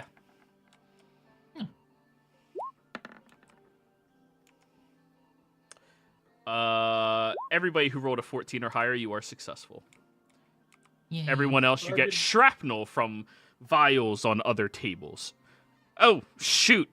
That one was a little unbalanced. Sorry. But yeah, that's what it does. It's going to help a lot of miners not have to blow themselves up handling gunpowder, since this is only dangerous when it touches air. I need to get it less dangerous than that, though. was about to say. It looks like they're all going to blow up too. Anyway. It's a work in progress. I'm working on it. It'll get there one day. Well, as long Well, as it it's goes safe boom enough for the really kids, well. I don't care. So that's that. Yeah. I mean, I'm hoping that'll be useful. I mean, that's kind of the point of it, to be useful. Well, I was commissioned to do this anyway, so I mean, we'll see what happens, right? Who commissioned you? Oh, one of the local miners.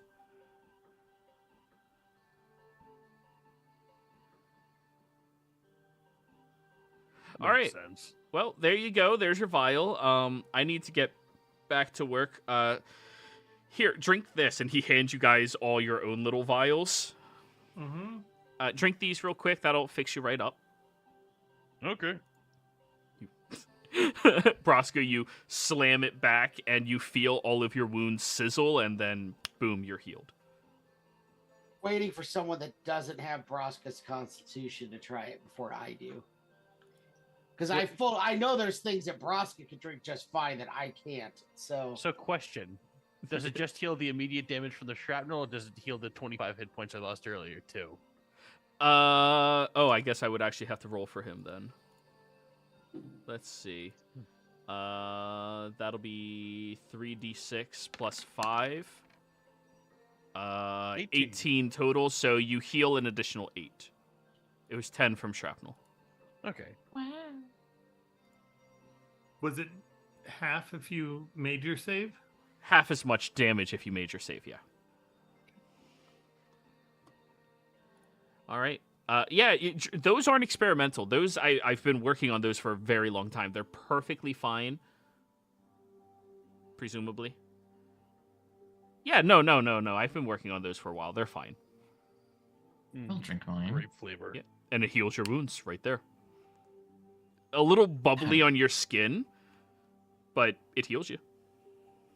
How does it feel? Like It feels like it courses through your body at an unnatural speed, but then your wounds are healed from the inside out.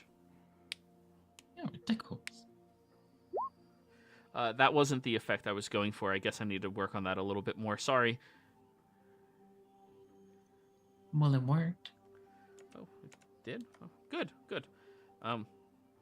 Yeah, I that's... have a question for you. Yeah? Do you do magic? Do I do magic? Mm-hmm. No, of course not. I don't do magic. I create. I drift a little closer. Would you like to? No, I'm pretty good where I'm at. I make things, and I'm really good at making things. I made it over there, and then the crab like waves at you. The crab, you said? The metallic crab on the ground. Oh. Yes. It just waves. Yeah, I made it. It's phenomenal. Really do like it a lot. Okay. It's pretty great. How does If it you travel change through your- the snow? What? How does it travel through the snow? Very well, actually. It has the ability to adjust its legs properly, so that it would actually propel itself. All-terrain mode, snowdrift, ice, and then you see the crab-like pincers shift underneath it and become like sled rings. And then one of them in the back just starts pushing itself around on the ground. Fancy. Yeah, I made that a long time ago. Hey, when you see Kuma next, can you tell him I say hi? I haven't seen him in like 3 years. Sure. Cool. All right, cool. Sure, bye. Bye. Well, if you ever change your mind, my name is Capriccio. Capriccio. I mean, I'm not going to change my mind, but thank you. I really do That's appreciate the fine. offer. Yeah, that's fine. Thank you. Or if you ever need something broken in a not blowy uppy way, call me. What? Oh, I have Kuma for that. That doesn't sound accurate on your kids. Anyway, let's go. All right. So you guys can just teleport out of there with the vial of water. We can't teleport within the city limits, can we? No, but you can get out of the city and do your thing. So we'll head out of the We city. have the technology. Yeah. Fortune, Legs. can you end my spell on me again? Because if we're going into snow, I don't want to be a human. Sure. And it's time to stop being a human for a while, anyways. Just wipe it off of you. What? Why? You've never been better. Oh, oof. Wow, that hurts. Tell me it's not true. I've never been more dexterous, maybe. But You roll better in everything. You're just strictly better now. I don't want to be better. I want to be me. Besides, You we're know what going that's into like, the Boardroom. we're going into the snow. Aw. Here, be you. Whoop. Thank And- you, Fortune. Whoa, holy, wow, you're a Goliath. Okay. You know, I've met a lot of Goliaths. They're cool. Usually. So long as they're not throwing, like, boulders and stuff at you. Yeah, I'm not that kind of Goliath. Oh, okay, Yeah, this that's one good. can barely handle itself. It's alright, I'm in that same boat with my friends. You know, usually they just watch my back a lot and I help them do things. But they did help me save my sister, so that was nice. That was nice of them. Yeah. Alright, bye. Bye. Bye. You all leave outside of the city and teleport away. Now we shall adjust the music. I said adjust the music. God damn it, I roll 20. can't. God damn it, roll 20. You make a fool of me for the last time. No, it didn't even respawn when I clicked on it.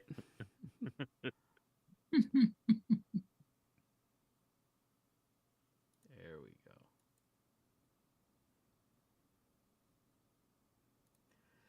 So,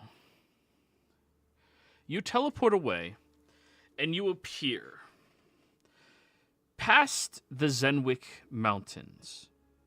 You see this unyielding world of jagged ice and biting winds that becomes acutely aware of the desolation that surrounds you the moment that you appear.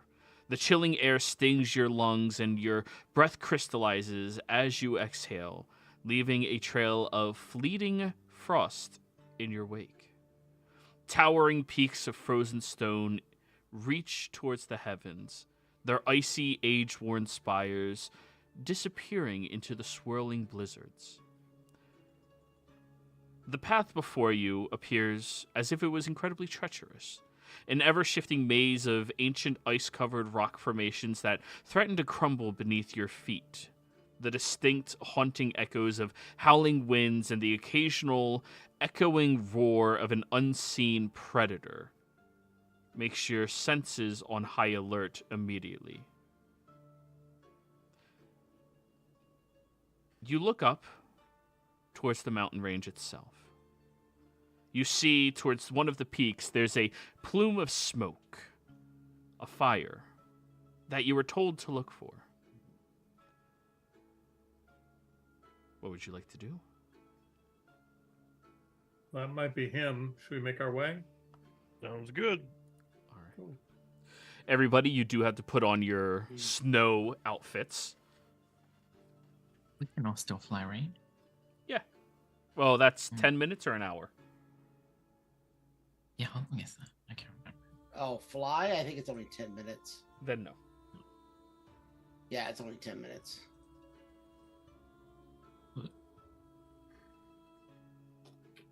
So Capriccio goes flying ahead of you all. I'll do that actually. Yeah.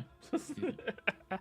I'll keep an eye out, see if there's anything like between where we are and where this person is. Roll me a perception check.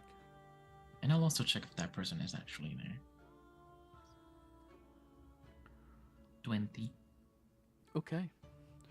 As you are traveling over towards that mountain and to steps up it slowly, you do notice that one of the mounds of snow towards the base of the mountain seems as if it shifted momentarily, and you see these eyes, these darkened black eyes, peer out from the snow, staring in the direction of your allies. Of my allies, not me. Correct.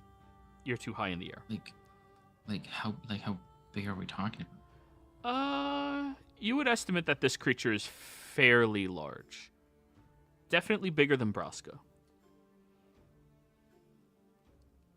Okay. Do I have any inkling of what kind of creature it might be given the environment? I would say nature check. Okay. 12. Not exactly. You can only see the eyes, and it fits into the snow, but any creature worth its, well, existence knows how to hide within its own environment, so. And how far is it from the group? Maybe a good 80 feet. Okay. I'm going to fly back to the group, and I'm going to let everybody know what I saw. There's something hiding in the snow looking at you guys. Big. Why is How it- big? Big? Bigger than you? That's big. Lots of things are bigger than you. Yeah, I know. I'm just saying that is big. I can only see its eyes, and it's really big. So. Once Do you it's think pointed it's- out to you, the eyes drift back into the snow and disappear. I'll call out, no, don't do that. Get back here. It hides. I Does it pull stay my hidden? hammer out just in case, Okay. and then trudge on.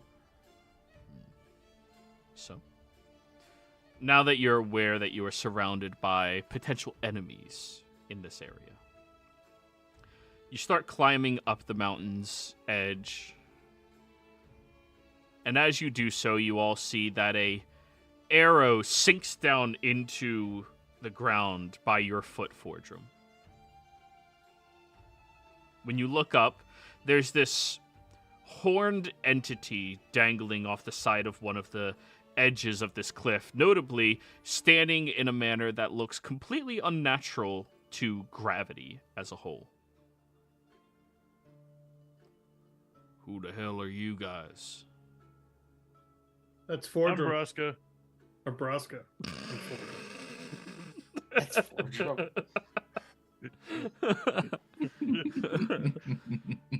What'd you say your name was? Braska. Oh, shoot. The individual kicks off the side of the mountain and just starts drifting downwards. And when they land, you see it is a lizard folk with large horns on the top of their head, and they are covered very closely in very thick blankets and a jacket.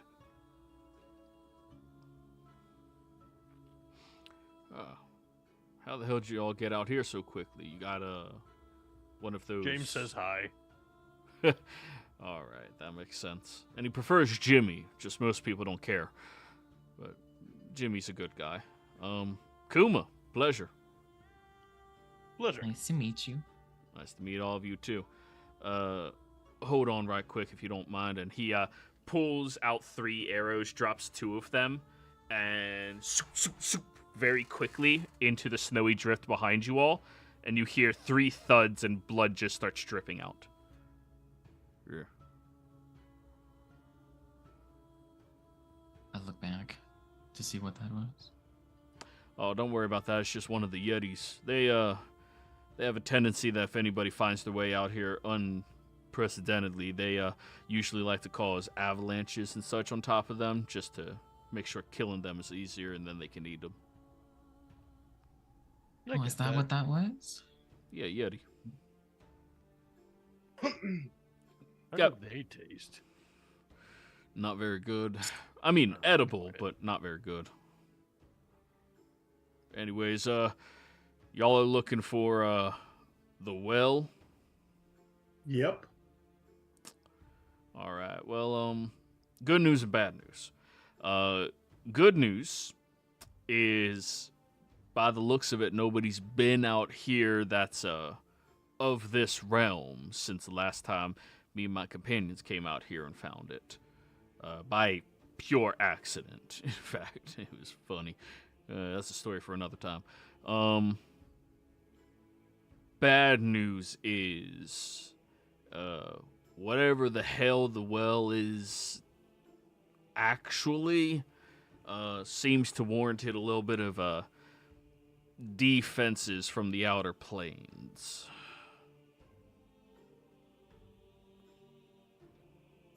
Can you be more specific, or? Oh yeah, sure. Inside the waters surrounding the well, there's dragon eels, a lot of them. So if you get in the water, they're gonna electrocute you real quick and probably eat you, stuff like that. And then protecting the frozen over portion on top of where the well actually sits, there's these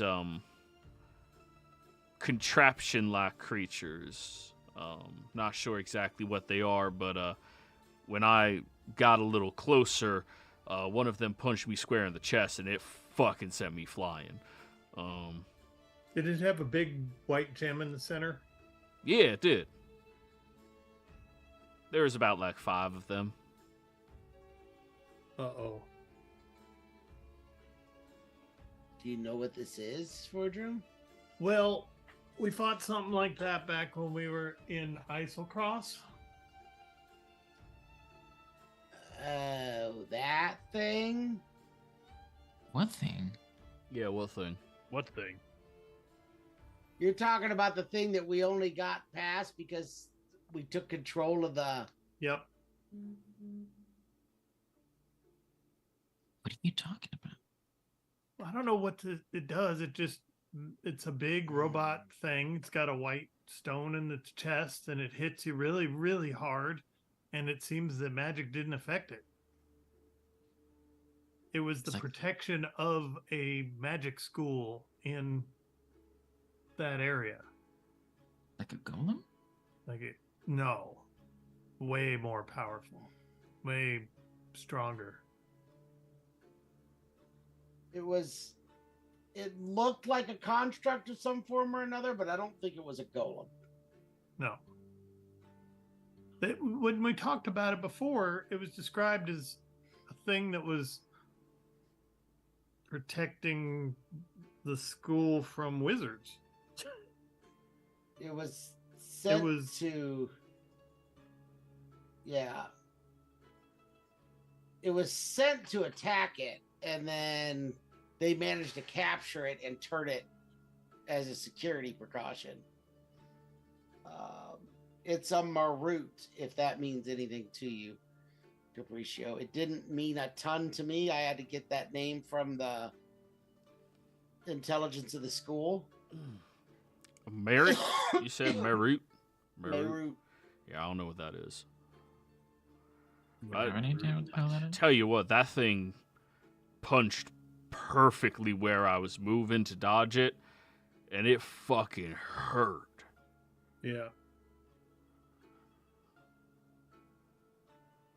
But there's only about 6 of them down there. Only 6 of them. Oh, and then there's the dragon eels all around it as well. But luckily, those things didn't become active until you stepped into the frozen well thing. Once you were there, and I tried picking at it a little bit, and then one of them immediately just charged at me. I mean, it was terrifying. That thing didn't walk. It pushed towards me. It was weird. Gave it a few licks, though. What did it taste? Oh, no, that kind. Okay, yeah. Yeah, nah. Like this, and he pulls out this obnoxiously large-looking longsword. I don't think they're the kind of things you taste. Not Bruska. with that attitude. Yeah, I mean, you can eat anything if you try hard enough. Thank you. If I remember correctly, Bruska, it was made of either some sort of metal or stone. No, they're talking about I mean, you can still eels. lick them. Oh, they're talking about the eels. No, those things No, were we made were out talking of about the metal metal and thing. stone. It's the Yeah. eels are made out of dragon, I guess. Which that I've definitely eaten before. Dragon can be good, but these are a little bit more fishy, you know. Fish is not necessarily bad. I'm not the biggest fan of it. Fish is good. Fair. Wonder if the same trick would work if we got there. But that would mean that the housing of the well is also some type of a school.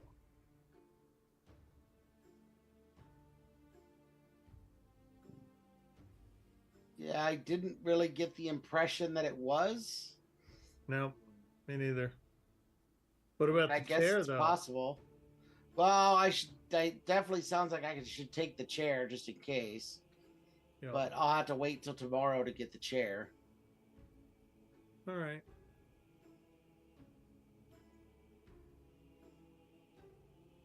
But Well, we can't fight 6 of those things. I'm not No. sure we could fight 1.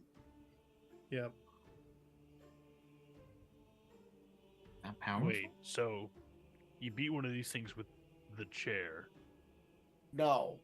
No. The magic of the school shut it down. It He was- took many archwizards from before the veil to subdue this thing the first time. Right.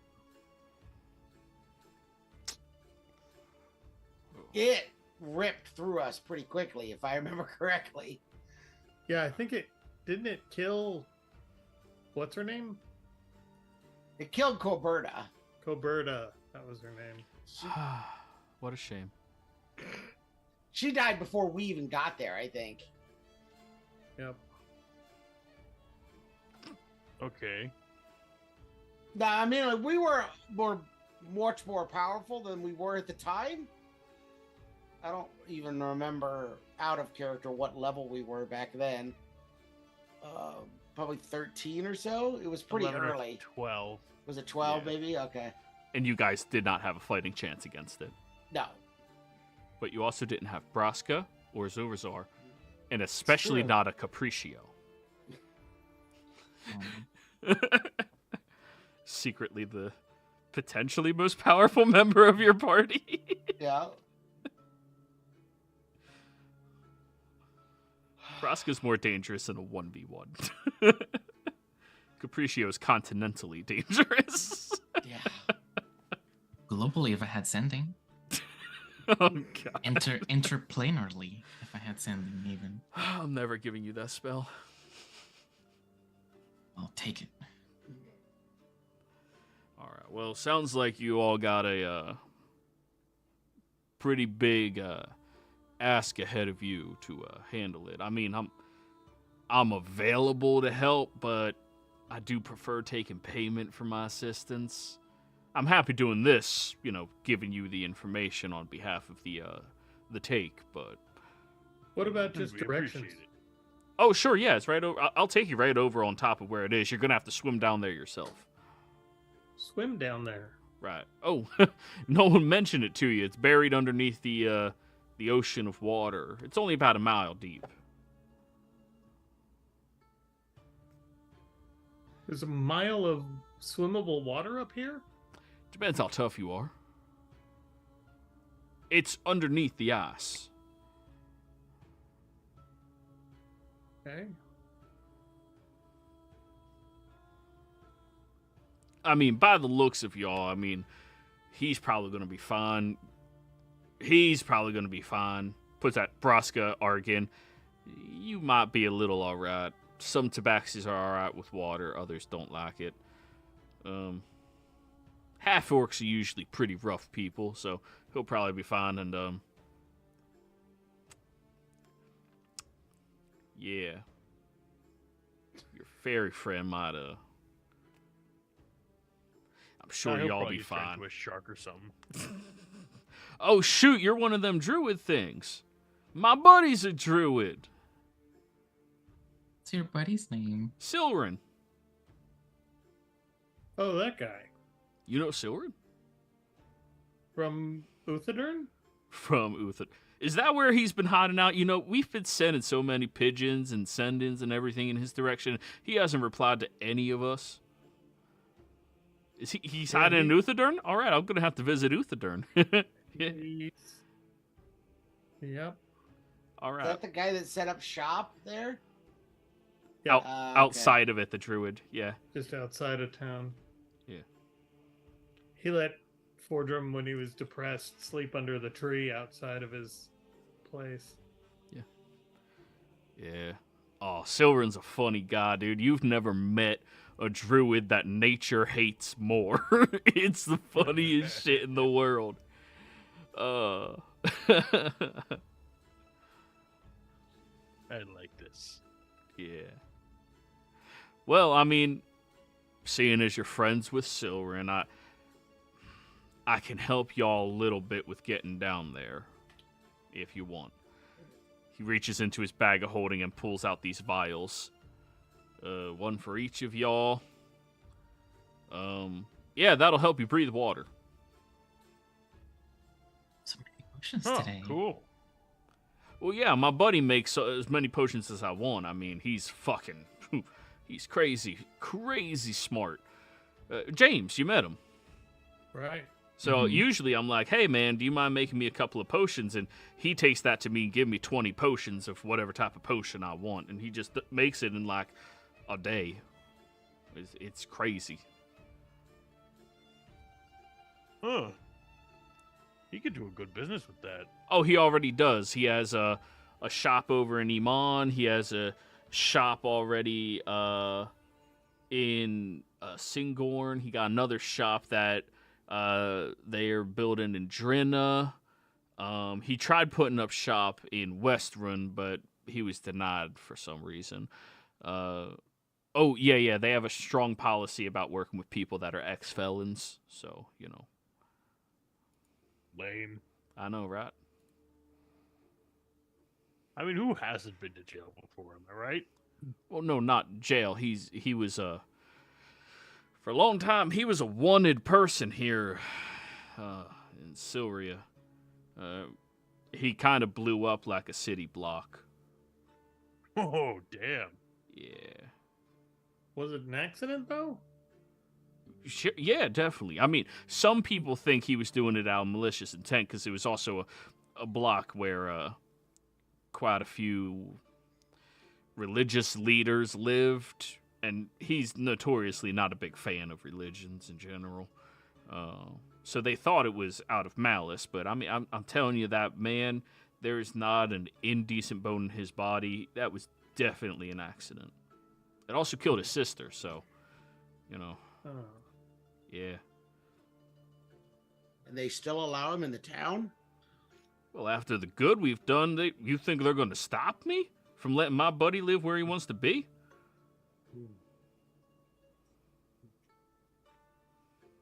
Guess that's fair. Yeah. Yeah, I just didn't see Vasselheim as that forgiving of a place. Well, typical situations it ain't, but when you help out the church greatly enough, I mean, they're not given much of a choice. I mean, me and my crew, we might be separated right now, but hell or high water, if something goes down, we got each other's backs. And personally, I'm terrifying individual to have to fight. Trust me, I've been told that so many times before I killed someone. But Silrin's fucking terrifying. Yeah. I think that's like a druid thing in general, though. You know, calling up storms and just deciding the earth should break. That's weird shit. But don't worry, little pal. I'm sure you'll get there one day. And he pats you on the shoulder, Capriccio. I hope so. Thank you. But anyways, yeah, take these potions. That should help you get there and let me wander out. And this entire time, he's been talking while walking with you all, so. Where was I on my reading? Oh. As you draw closer to your fateful destination, a pervading sense of foreboding settles over you all. The surroundings grow even harsher. The temperatures plummet to levels that challenge the hardiest of souls. Ice storms lash out in unpredictable fury, forcing you to huddle closer for warmth and shelter. Amidst the frigid, unforgiving wasteland, the very earth itself seems hostile, as if it guards a dark secret, the heart of which lies a mile beneath the icy surface. As you approach over, you see that there's one tunneled out area in the snowy drift itself. A circle that has ice chunks floating up to it that Kuma comes over and starts pushing down with large metallic prongs. All right, you got 1 mile down to swim through all of this. Recommend you all move as quickly as possible. Cold can quite literally smother you.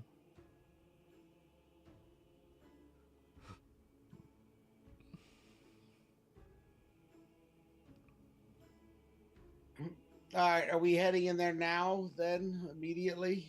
Well, Rishi, how you feeling about this? About what part?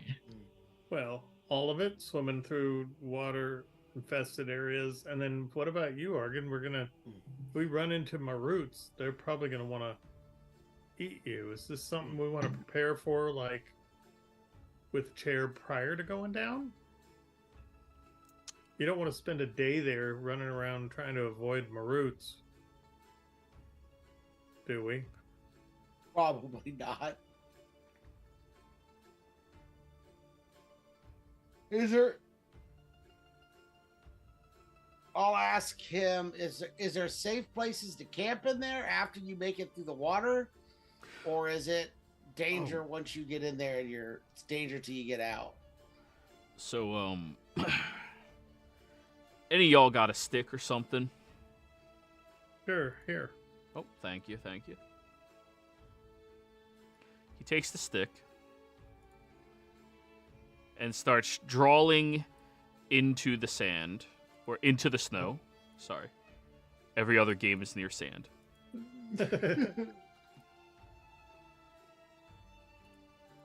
Rough etches of what the terrain looks like. But given the level of detail, you can tell this individual probably notices a great deal many things. All right, so when you get down there, there's a mountain that's buried inside of the ocean itself. You'll see that there's an entryway, an opening point that you crawl through, and it's at this weird position. And it was described to me one time by Jimmy, but I forget about it. That stops water from going in, so it's free for you to go in without water being there. Once you climb down, any of the exterior raised platforms on the edges, here, and I believe here, they're all 15 feet out of the water. That being high enough that the eels can't get to you unless they flop themselves out. Which, I mean, they might do to try to attack you, since you're entering into their territories. Temperamental like dragons, but wily like an eel. And there's hundreds of them? I mean, in the grand scheme of that area, there's at least a couple dozen. Okay.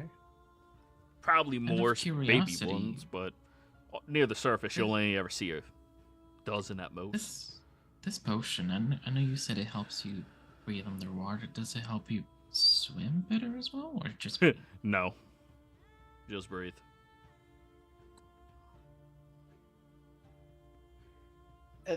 The well is in the center of the Maroots? That is correct. This centralized location over here, this sits on top of the well itself. You got to break through the ice, which is only about, my best estimate, 6.5, 7 inches thick. And then start swimming and swim down far enough. And you'll realize soon that you're actually swimming upwards, and that's when you start cresting into another world. So we have to go in there, past the Marut, break open a bunch of ice, and then go for another swim.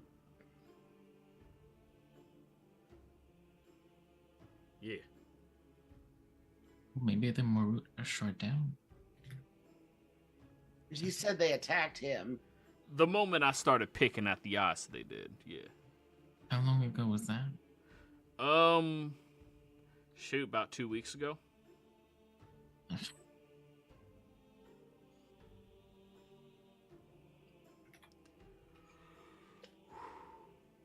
Well, we probably need to stay the night just in order to be able to prep the right spells.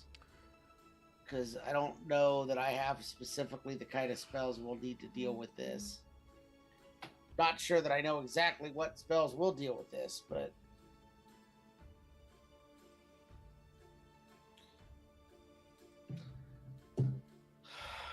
We'll need the ability to move quickly. We'll need the ability to get through the ice, which may just be Braska.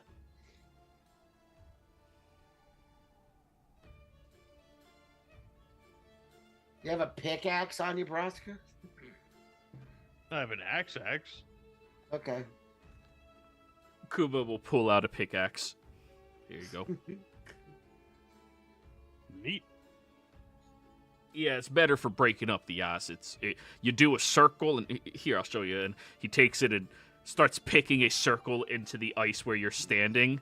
Not exactly where you're standing, obviously. And then once he has that, he takes the thick side of it and starts pushing down heavily until that block of ice drifts underneath the rest of the ice. Right there, you got a circle. Took me probably, a minute? Oh, I man, like it's it. a long time with 6 Maruts.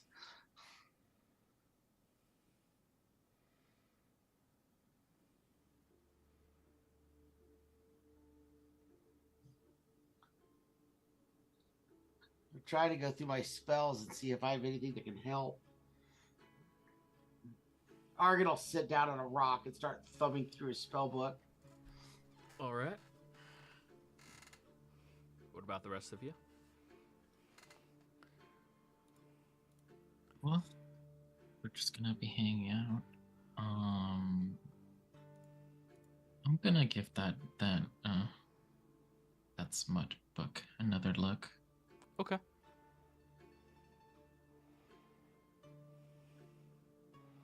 Who here can swim? I can. Yeah, me too. Who can't?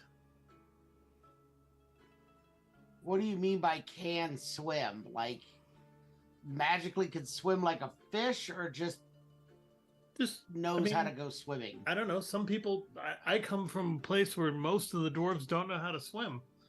But I when do I know- got on a ship years and years ago to start all this journey unknowingly, my mom gave me this ring so I could swim in case I fell off the boat. That was forever ago. Let's never, go. never had to use it. So I feel like I could help somebody if you don't know how to swim. I have a ring of water walking still. Likewise. So do I. That's water walking, not swimming. Yeah.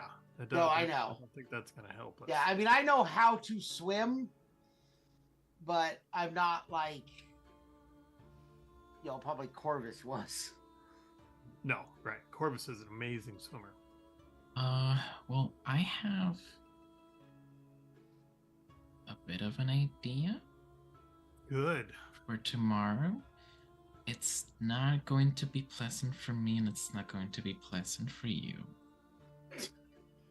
What does that mean? Okay. Love the. Well, there is a chance that I could turn into something big and aquatic that could take all of you down there at the same time. Okay. in its mouth. Okay.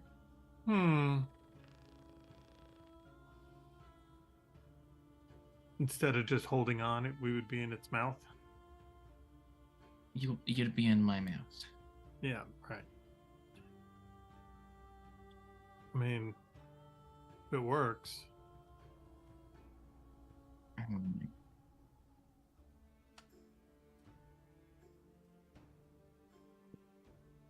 An idea for you all to consider, I guess. Works for me. Sure. So, in general, though, we don't want to make this swim then until tomorrow, right? And right here, it's really cold, so we should at least figure out some sort of shelter. Which, maybe Argan's prepared that, maybe not. Yeah, I have it. So even though it's another day, I think it's worth it to take the precaution in case we can make the chair work the maroots.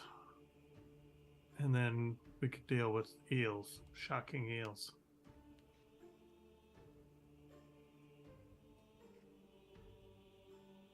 Okay.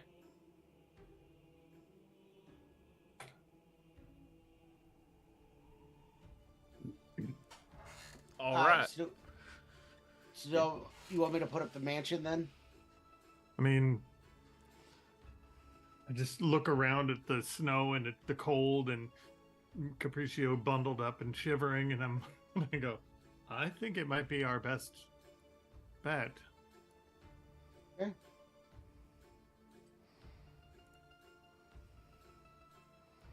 I will put up a 9th level Mordecai's mansion because it's the only spell slot I have left. Go. It doesn't do anything different. It's just... Hey, gotta do what you gotta do. And now that your 9th level is spent, time for me to attack you. Yeah. Now that you know I'm out of 7th, 8th, and 9th level spells. Yes. That's exactly what you do. I'm actually down a decent amount of spells saying that we haven't done anything yet. Other than, I guess, travel 3/4 of the way across the world, but that was Capriccio. Yeah. I mean, that's just the way all of y'all always are. It's just spend all of it, done. Well, we're not going to use it. If we don't use it, what's the point of having all of it? True, true. Alrighty, so you all go into the mansion, sleep up. Please check your spell list to see if there's anything you would like to swap, change, or know otherwise. Yeah.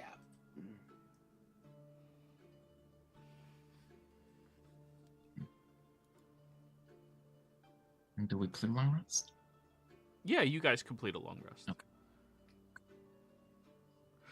Just to clarify, do you mind if I stay in here tonight before I return home? Because it is fucking cold out there. Oh yeah, sure. You are more than welcome. Thank you, thank you. Don't You worry, have I'm to- not gonna slit your throats in your sleep and watch your eyes slowly fade to nothingness. Likewise. Good. You have to fight Braska for portions of food, but I'll fucking kill Bigger men you have tried. him. Bigger than me have died to me a lot. Likewise. Same. I like How you. many dragons? 3. One of them by myself.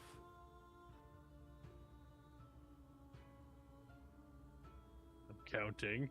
Do you need more fingers? No. Wait, I did stab one with its own kids, though. Yes. That's kind of funny. Right? Do your servants do pancakes? sure, we'll have pancakes I today. love pancakes for dinner. It's just so good. And chicken. Sure, With we the can hot have honey. chicken. And honey on it. Yeah, that's what I was thinking too. Honey on it. Yeah. All right. So Braska has found his soulmate.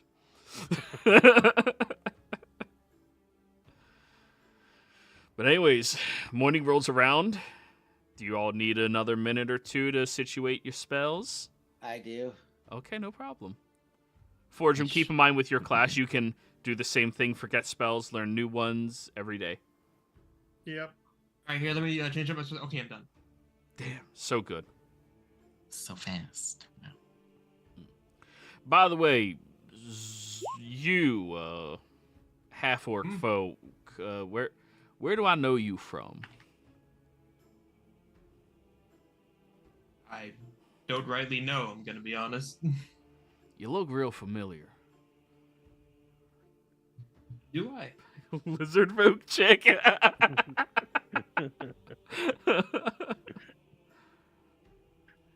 Should I be worried that you know me? 'Cause I don't. I mean, know that you. depends on why I know you. Cause like, is there a large bounty on your head? I collect bounties a lot. Huh. Not that I'm aware of, though. I mean, the last person that had a bounty on me ended up being dragged around it for a little while, so that was fun. You ever do work with the Slayer's take? No. No. Or just asking. Damn, I mean, you hang out near the Menagerie Coast a lot? Every so often. What about Marquette? You ever frequent around there? You could probably find me there. Really? Yeah.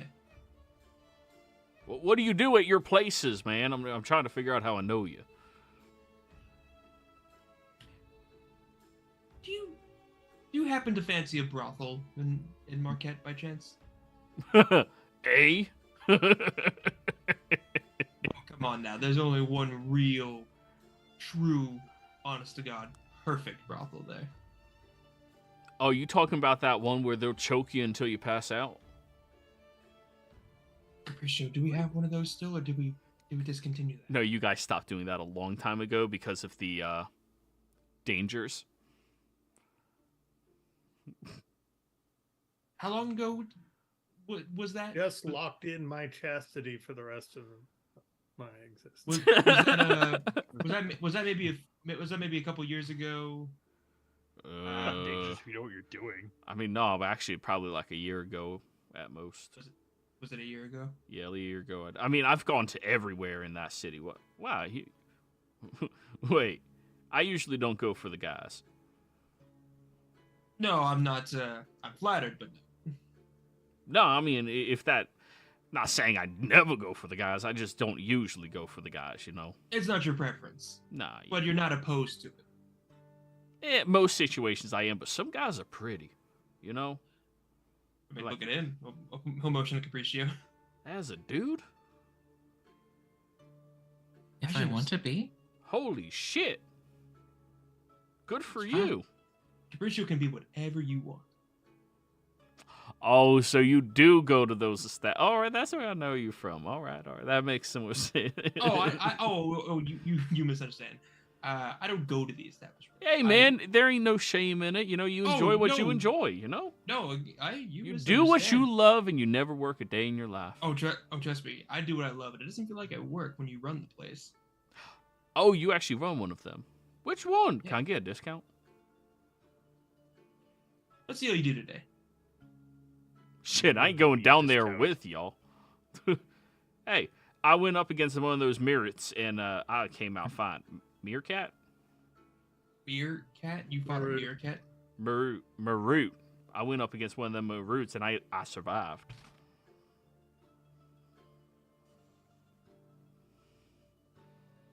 question about the way down. How big is it? You said it's like a well when it starts, right?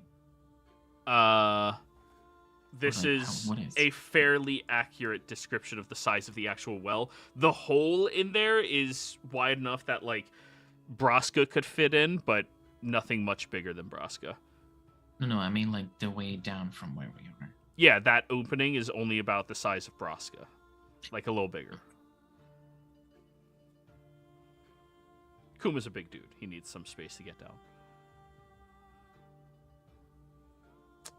Alright, then. Let's just give Tim a few more minutes.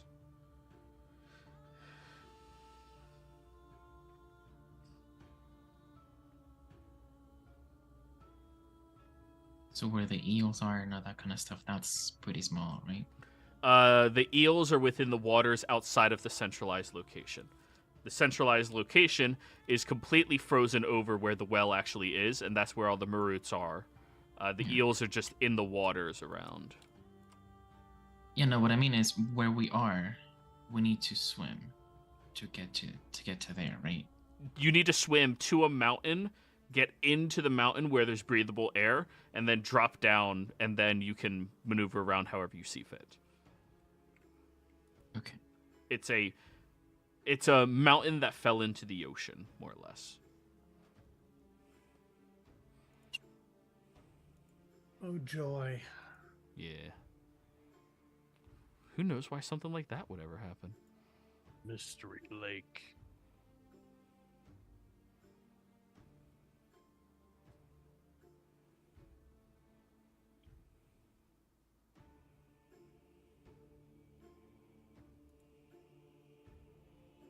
All right, so we'll give Tim a little bit.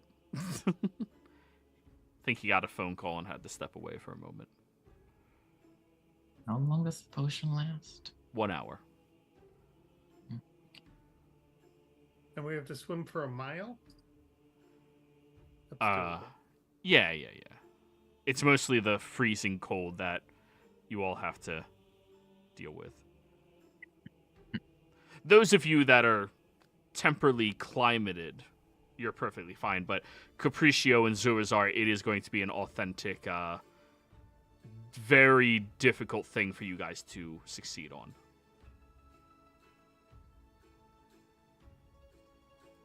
Well, I do plan on turning into something to carry these guys on. Right. Welcome back, Tim. All right. Sorry, that was my dad on the phone. No, you're good. All right.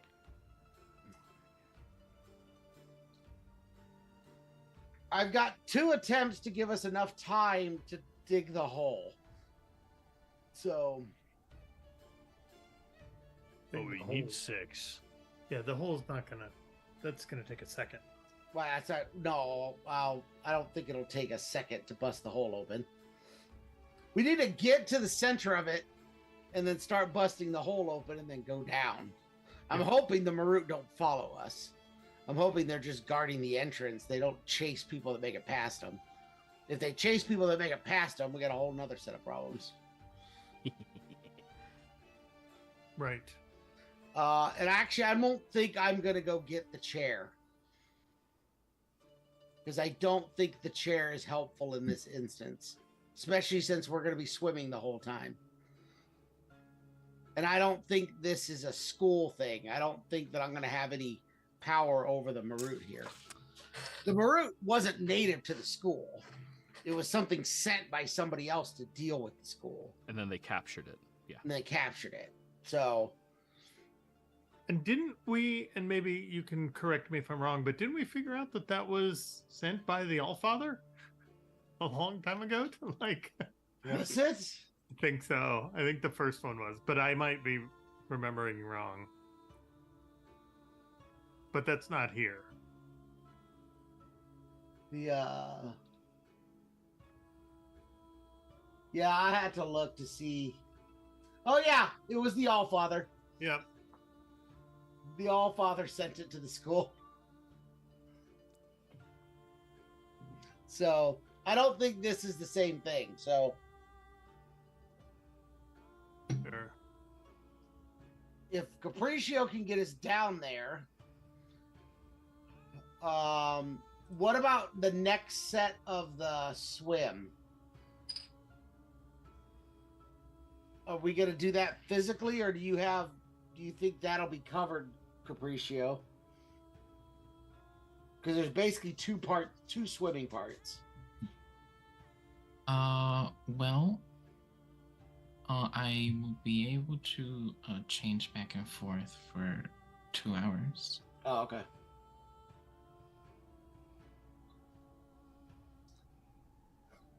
Because I think what we basically need to do is we need to swim down there. We need to break into the center, and then we need to hold off for the Maroot long enough to break through the ice, and then we go swimming again. I think that's what needs to be done.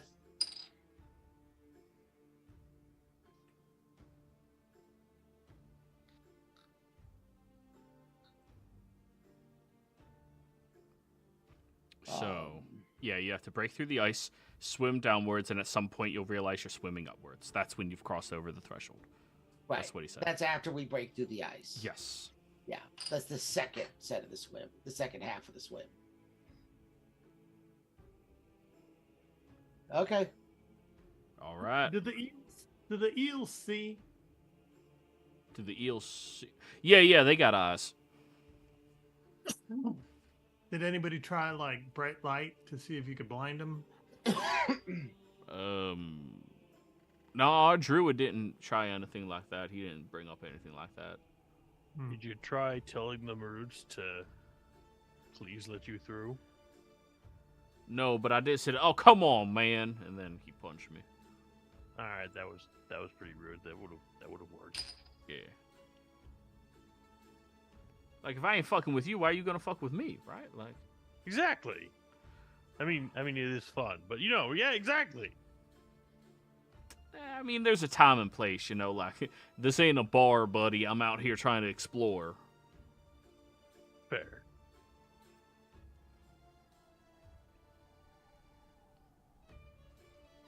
Alrighty. Well, do y'all want me to come down there with you, or you gonna be good? Do you want to? I'm asking if y'all need help. I mean, I'm good. I can just go back to town.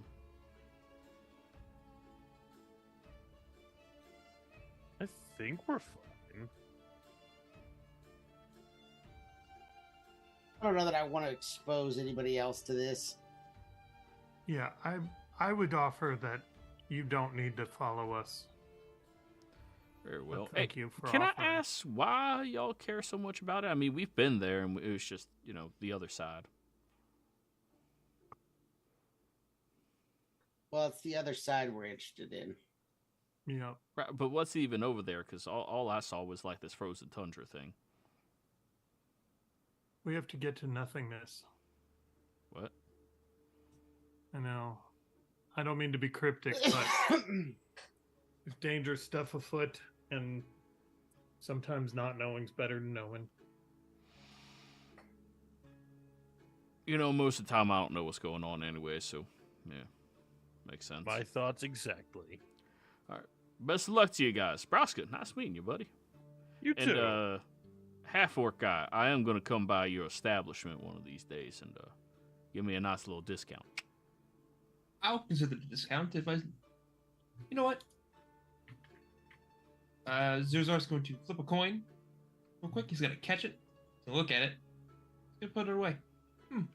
I'll let you know what Chance says when you actually swing by. Sounds good. All right. See you guys. And he just starts hightailing it back.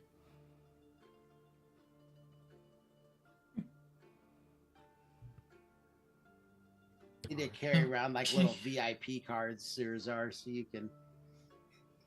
I have thought about the idea of maybe making a punch card. You visit enough times, you get like a prize, maybe like a T-shirt or something. Oh, that's way less exciting than what I thought it was. I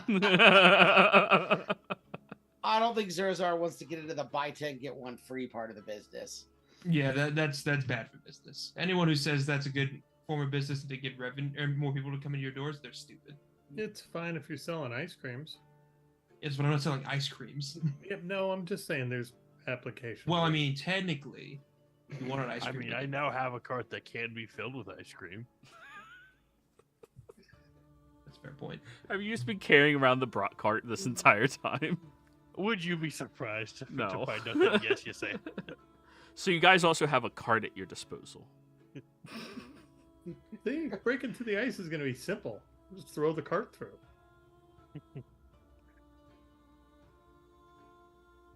Alrighty. All right. I say I don't Time for care. y'all to get going down. Yep. So, as you all begin descending downwards, Capriccio, what was your plan exactly? My plan was to cast an extended shape change on myself to turn into a blue whale. Anything to avoid wild shaping. I love it. It's not about wild shape, it's about turning into animals. Gotcha. So this counts. So yeah, it's the fact that I'm turning into an animal, and it's the fact that I'm gonna have all of these people that I know what they do most of the day, and I know their hygiene habits or lack thereof, and I'm gonna have them in my mouth. Argan and Zurazar are meticulous about their hygiene. Yes, sure, but that's half of Fortram's, them. Fortram's cleaner now that he can take a bath True. all the time. I can take a bath anytime, anywhere. It's his armor you have to worry about. It's clean. So it's just Braska. Yeah, but Broska's probably his own I would level.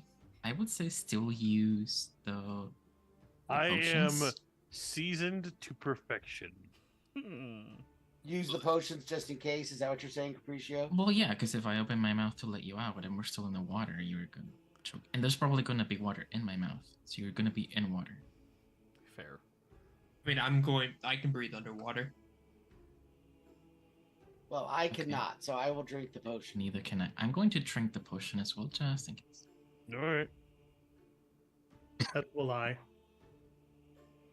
Alrighty. So, Capriccio goes down first. Then you all watch as a giant blue mouth pushes up to where the hole is. And Capriccio, are you breaking the ice or are you just positioning there? Would I have to? No, you I can mean, just leave whatever. your mouth open and everybody can jump in, or you could just break through the ice because you're a fucking blue whale. Is there a purpose to breaking the ice? Would that I'm help with asking anything? you how you want to do this. That's all. No. Yeah, I'm just okay. gonna swim up and let them in. Alrighty. Then you all jump into the mouth one by one, and Capriccio, I need you to give me a survival check. You are looking for a mountain buried down here. Hold on, let me mark off the slot in the sorcery. Meta magic. You said what? Survival? Survival, yes. Okay, I'm going to use my session advantage. Just in case. Not session, playing recount.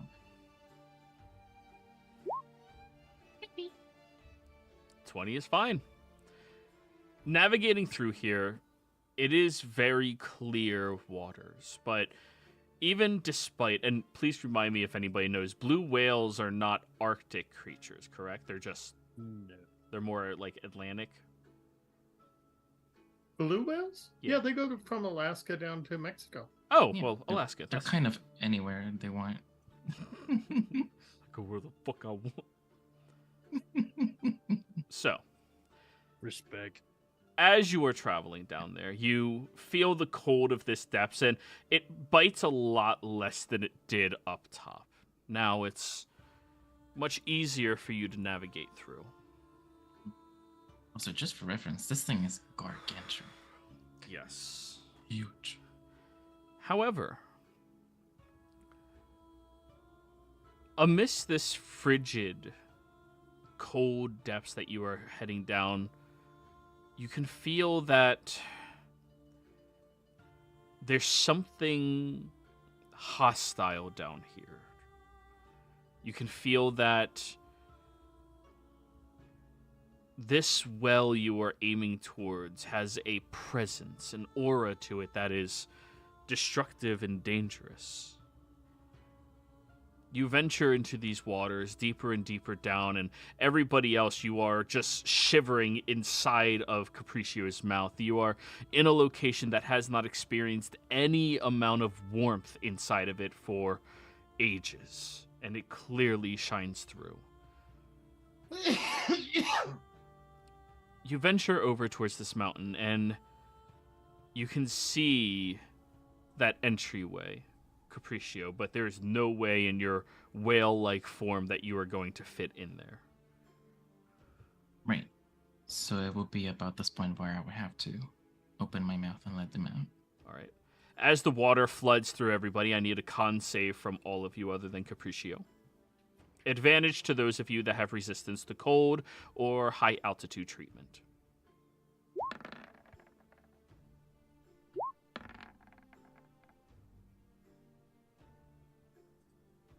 Zurazar? I'm looking to see if I've got something. I don't think I've got anything that helps with cold. Actually, hold on. Just the coat. The maritime coat? I think that gives you a swim speed, doesn't it? It gives me swim and climbing speed. Yeah, but it doesn't make you resistant to cold. Yeah, or that could be the other part of it. And I'm looking it up.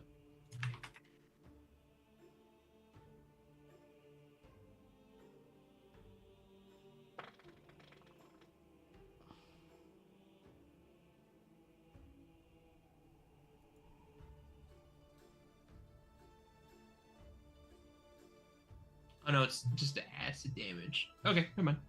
All right. Ooh, time for me to roll shit. That is shit. Braska, you get out and you almost freeze up for a second with that biting cold touching against you. And usually your fur is your insulation against the cold. However, in this moment, surrounded by water, it's not helping. It gets through your fur, into your fur, soaking in there, and it makes everything go black momentarily before you snap back and, oh fuck, just start swimming towards that exit way. Fordrum, you experience something similar to that, but you don't hit that black part. Your feline agility, your innate need to get the fuck out of the water kicks in, and you shoot yourself off faster than Braska out of there. Argan, as you get bit by all of this, you still yourself and begin swimming out there, and you notice Zurazar is just unmoving, stunned in this cold. You can easily grab him and swim up to the location. Yeah, I'll grab him. Once you all get in there, there's a platform that you can barely fit on in here. And who here is proficient in survival? Yo. Braska, you know you guys need to get dry within the next minute, or you could possibly die. I start shaking like a dog. Oh, I look for Capriccio. Before Oh, I get them. I would return to my usual form All right. and join the group. Give me a con save as well. Yeah. I'll just keep casting Prestidigitation on myself. yeah, I don't have Wall of Fire memorized. Otherwise, I'd just put that up to us. Capriccio, you get stunned in the water momentarily. Fortrum, you look back and Capriccio didn't come through yet. I go back for him. You see him just in the water, freezing and just not prepared for that level of cold. And you grab and pull him back. And Zervazar, it takes you seconds to dry yourself off. And yeah, you can see everybody's going to need that. Yeah, quick, dry us, please. Yeah. I'll start drying people along with Surazar. Between the I'm two almost of you. there. Between the two of you, you can prestidigitate each of yourselves before the 1 minute where you would have to make death saves to see if you start dying or not. Cold depths are incredibly dangerous. Well, that wasn't pleasant. Was not. We've It had all worse. tastes really weird. If it makes you feel any better, your insides smell really weird. I've heard I've all been of in this. worse. Oh, I that was hate awkward. all of this. Thanks.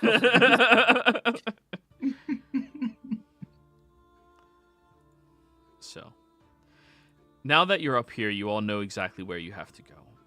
Down the slope towards the meat of this mountain, and as you start going down the slope, you realize it appears to be more of a sheer drop and smooth made out of this stone as well. It's almost like a slide. So anybody who wants to just go down, you can just go down. Everyone else who's trying to control themselves, who doesn't have a climb speed, you have to make an acrobatics check. I'm pulling out my gloves. Braska's first one down. I'm just flying out, Yeah, you could hover and fly down. You're small. I pull out our Androsphinx gloves. How many sets of those do you have? I don't know. These are always mine. Oh, you're Andrew Sphinx. I had a set. Forger had a set. Sinclair had a set, I think. Yeah, Corvus had a set. Corvus had a set. So we had 4, but I don't know where they all are at this point. I still Well, have I took some. most of Corvus's stuff. So, Forgem, are you pulling out yours to climb? Or wait, you climb now. Yeah, I can climb now. And Zovasar, we just discussed you can climb then. All right, everybody else, you are climbing down slowly. Braska, I do need you to give me a dex save as you realize very quickly, oh, you're entering towards an exit. And you do not have dark vision, correct? I do with the mask. Oh, yeah, that's right. So you see this opening coming up, and you're not sure how much deeper it goes, but you do know at certain heights, if you fall, you die. So you pull out your axe and slam into the ice as you dangle over top of the ledge, and you look down to about an 80-foot drop down to the ice-covered caps that encapsulate around the area of this open well.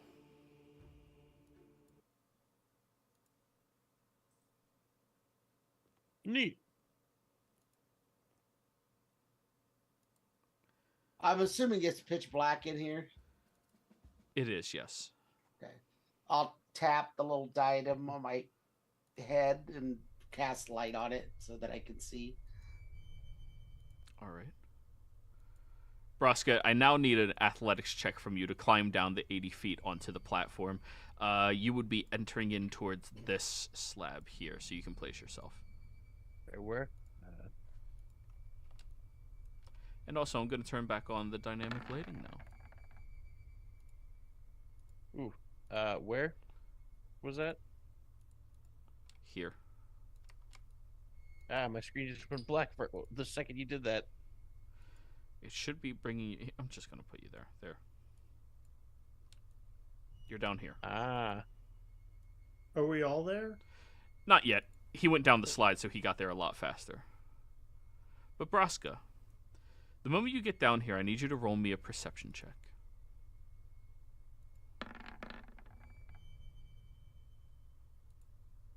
27. Nice.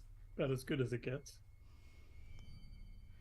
You can see on the edge of the water these forms of serpentine-like creatures that are living inside of the freezing waters that are clearly incredibly deadly. The scales are glistened with polished sapphire, and their eyes radiate malevolent intelligence. These creatures, embodiments of primordial power, are not the only sentinels. You can see one of the celestial guardians up ahead, a faint glow coming from the well itself. These emissaries of cosmic law stand vigilant. And you sense something in this room, Braska. Danger. A lot of danger. And you can see that this place is a test to mortal courage. This place that is a boundary between reality and the abyss seems to maybe be something that's a bit too terrifying. I need you to give me a charisma save, Braska. Oh, wait, let me guess. You're immune to fear. Nope. Okay. I will be using my game advantage. Please do. 18 doesn't cut it. By the time you all climb down the same cliffside and end up stepping onto the platform, you get there and you see Braska standing, head tucked down, snarling towards the open area over yonder, and he has his axe and weapon at a readied position. Braska, you are, for all intents and purposes, terrified right now.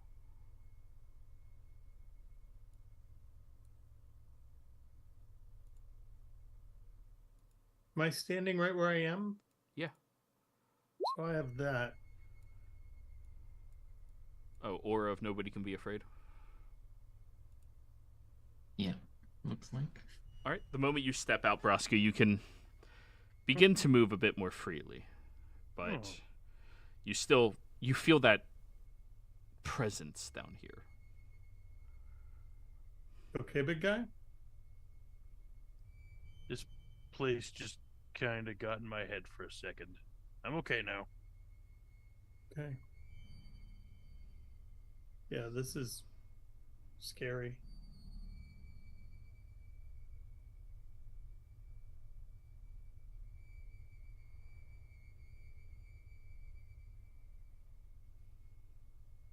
All right. So all of you are down here now. Raised on a platform 15 feet above the water, where periodically you see the glistening scales of these draconic eels swimming by. Huge creatures, monstrously large. Not as big as the whale, but still very big creatures, and there appears to be many of them around here. Now what? You're muted, Argon. Now we find the platform.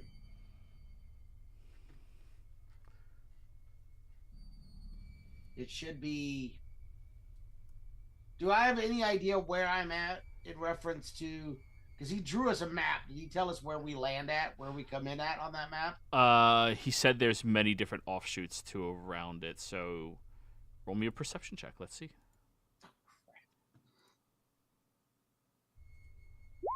I wouldn't have advantage. It was just clicked. So 13. Kuma is actually quite detailed with the maps that he produced for you all. So you can see that this platform you are on matches the shape of one of the platforms he drew, so you can figure out your relative positioning. Okay. So I think it's that way. I'll point the direction I think it is, which I'm assuming is towards the center of the map. Mm-hmm. Do we want to warm up here, or do we want to just keep moving? How long did it take us to get down here? In Blue Whale, probably like 10 minutes. Okay. Cooling yourselves off, a minute. So if we take 10 minutes, I can put up the hut. No, I can just make a set fire. speed? Oh, okay. I don't care. How cold is everybody? I just Well, look over at Capriccio. You okay? Yeah, I mean, okay as I can be here. Okay. I would offer you my coat, but it would cover your wings and you would be no way. Like, it's too heavy, so. It's okay. All right.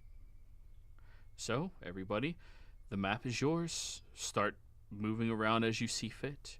This other section of the platform over here, you walk out a slope that ends up barely even 5 feet above the water line itself.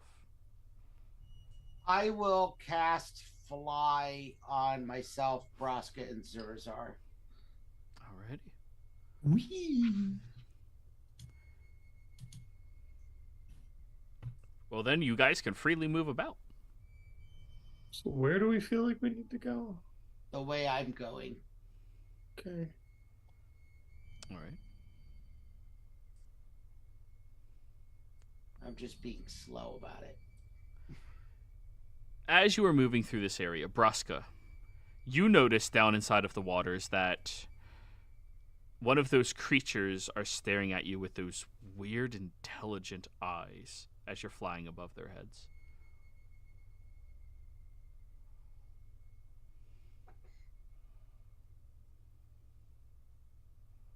Oh, I am so sorely tempted to go nya at them. Well, I'm not gonna, but it might happen. So Well then. It waits. And as soon as you get over top of its head, Braska, with Fordrum, it drops deeper into the water. And then you see this burst. Fordrum, please step back. Can you step back? Sure. Yep. And then you see this burst that ooh, wrong one. You see this burst of lightning that occurs. Two back. As it shoots up this lightning breath in a straight line upwards to slam into the two of you to hopefully knock you off balance. I need both of you to give me dex saves. Ooh, that's a failure. That is also a failure. And just so you know, we both get +3 because of my charisma. Oh. Yours is already calculated in there, so 17 is your actual number. Braska got a 17 then, which means still failures on both of you. As the breath strikes upwards, neither of you were really anticipating it having such reach as it shoots directly into the air, and both of you suffer 55 points of lightning damage. Ooh. I'm sorry, do I need to roll 2? No, it's only a 5-foot line, so it can only hit Okay. 2 people at a time. And at that all right, point, now I'm definitely flipping him off. would you guys like to roll me initiative, please? What if we say no? I mean, then it just keeps shooting at you until you stop. Oh, All as long as I'm aware of what the consequences are, I was just curious. right. Oh, I rolled good? I rolled good? I rolled You good. got one. Guys. 2, 3, 4, 5, 6. Alrighty, well, after it shot that blast into the air, hitting into both of you, Fortune, be sure to update your token. It's not displaying for us. Very good. Perfect. Well, it's the start of its turn, so let me roll a d6 to see if it gets its breath weapon back. Damn it only recharges on a 6. So it cackles like a hyena as its mouth moves up to the surface and just starts laughing at you all, and then drops 5 feet lower into the water.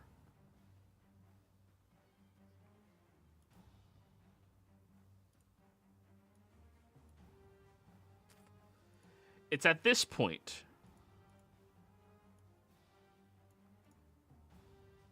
that you all realize these creatures are predatory, very, very hostile, and sadistic, as another one bobs out of the water and will shoot a line up into the air, but again can only hit 2 of you. This time it will be Capriccio and Fordrum. Fordrum, unfortunately, you're stuck at the L. Mm-hmm. So both of you deck saves. Yeah.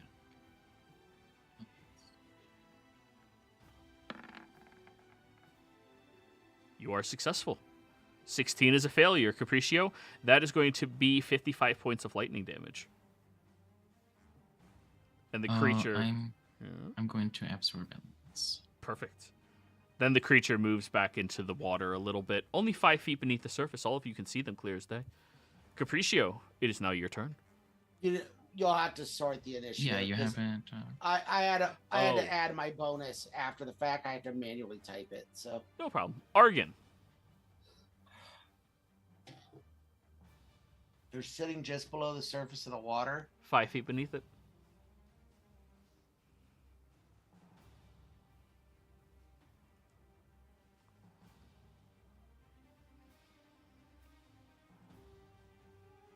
I should have memorized lightning bolt. Oh, they'd probably be immune to lightning anyways.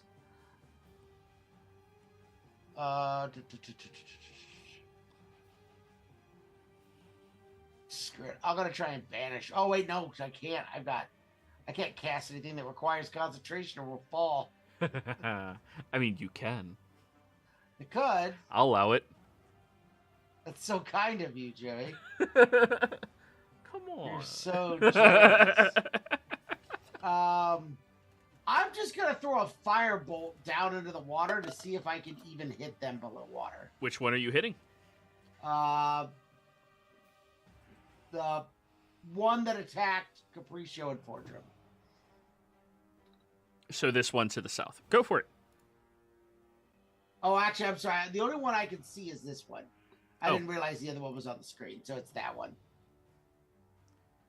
Go for it. Firebolt. Oh, shit. Hey! Well, luckily enough, yes, your level of power is strong enough to break through 5 feet of water for 37 points of damage. Nice. That's a pretty good cantrip there. Yeah, that's a good chunk on the eel. All right. Yeah, I'm keeping my distance from everybody, so I'll move there, and I'm done. All right, Capriccio, you're up.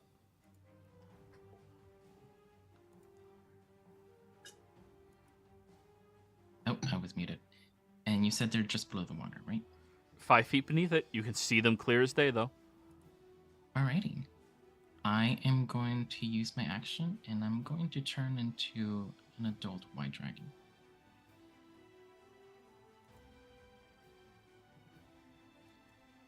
Go And then for I'm it. going to go.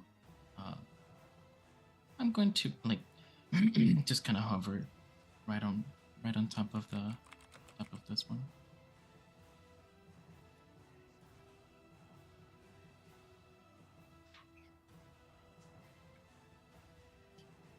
And that'll be my turn.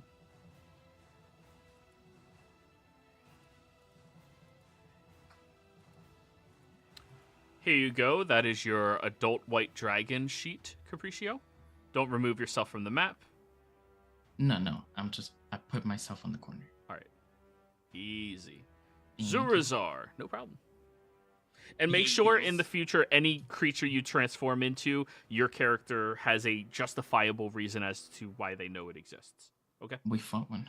Yes, yeah, I'm just clarifying that for the sake of the spell. You're good, Yeah. obviously. It's just, I know. You can't turn into a Tarask. We spent Lame. me and Capriccio spent a good chunk of a day on the forum trying to remember what we have and have not seen. Good. Good. All right, go ahead, Could- Zurazar. Can I stab it? You would have to swim down, and it's 5 feet beneath the water. Like swim down and up? No, Or you like would have just- to fly down. You have fly on you right now. Argon's So- concentrating. So And- fly, swim, and then if I want to leave, I go back up. Yes, but you would Okay, go into fantastic. the water fully. That is fine. Is this flanking or no? Flanking is only viable on creatures that are only one size category greater than the creature granting you flanking. Gotcha. And actually thinking on it, if I go in the water, I'll probably have to fucking not. Yeah, get and those stunned. two are in the air as well, so they're not in melee Oh. with it. Okay, then I won't do that. Okay. What I will do instead is. I haven't done this in a while. I'll shoot Chaos Bolt in it. Why not? Shoot it. Come on. Just Come for on, once, I would doubles. love to see this spell roll doubles. 18. 18's to hit. Yes, that's what I'm saying. Does it hit? Yes, just barely. Oh, hey. Okay, here we go. This first level.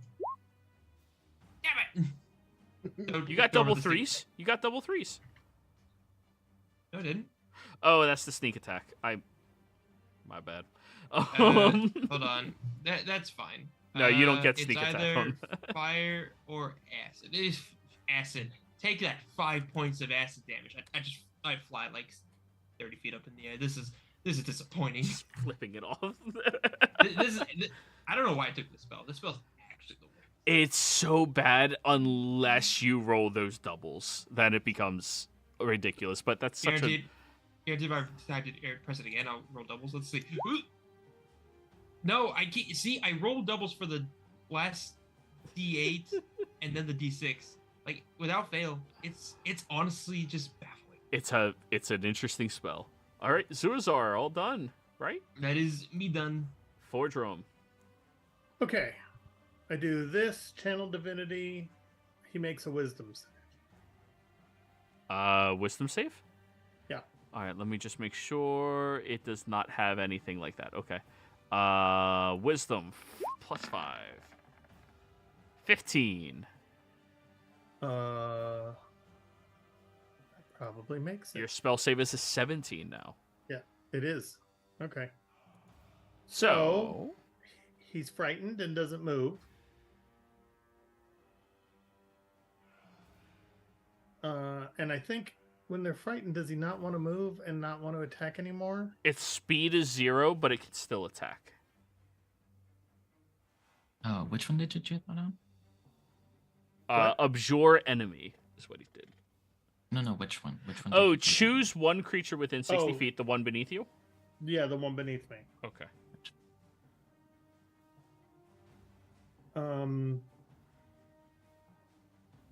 They are not immune to fear. Good. So yeah, its speed is 0. And it is frightened, which means it has disadvantage on all of its attacks. Right. And then how far away is the one that Capricio's attacking? Down here. Yep. It's 5 feet beneath the surface as well. So 25 feet away, we'll say you're all 30 feet in the air. Right? Sound good? Yeah. Sure. So 30, diagonal, 15, 25, 40 feet away. All right. 5 more, 50. 50 feet away. So I throw my hammer at that one. Hammer. 14 misses. All right. I'll try. It returns, and then I try again. Is that channel divinity your action? Yeah, so you don't have multi-attack. You have I don't. to... Okay. yeah. Then never mind. It's fine. All right, all done? Yep. Braska. I'm going to rage, Yeah. and then I'm going to start hitting this eel that's right below me. All right, so you go into the water? Just enough. Well, it's 5 feet beneath the surface, so you have to get in the water to get within 5 All right. feet of it. So give me a con save, Braska. Wait, don't hit the other one. Oh, Braska, you don't get stunned.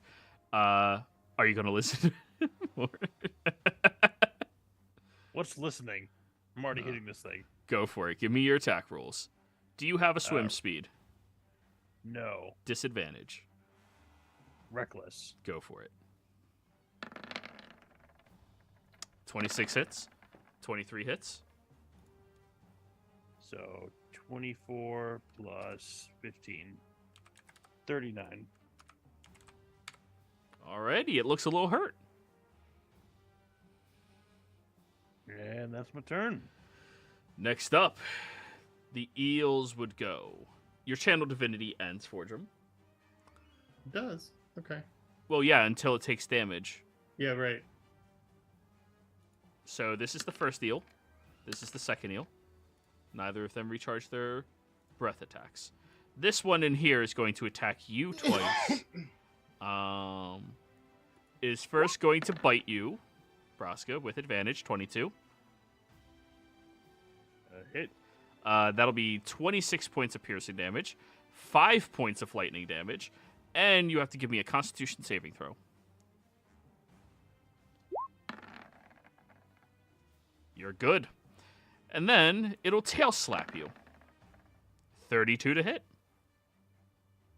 Natural 20. So that's an extra 22. So 52 points of bludgeoning damage. 10 points of lightning damage, and it is going to use the momentum of its tail to slam down on you and sink you 10 feet deeper into the waters. You're now 15 feet deep. This one other here. Capriccio, did you move into melee? Yes, I'm hovering right over the water. It'll jump out 10 feet with its reach. 16 to hit. That will miss. And then as it's arcing downwards, it'll try to slap you with its tail. 29 to hit. That'll hit. 30 bludgeoning, 5 lightning, and it'll shove you 10 feet higher into the air. 30 bludgeoning, 5 lightning. Is that what you said? Yep, so total of 35, and you need to give me a con save to maintain concentration on your spell. Key. Let me see how this. Perfect. And that's the end of the eels. Argon.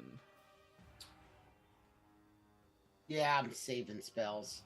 So I'm just going to firebolt the same one again. Go for it. The one that's working on drowning Broska. Yes.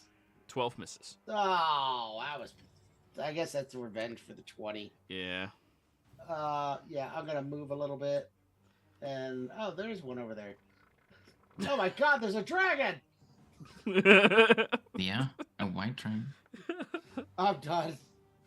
Capriccio, your go. Okay, first I am going to bite.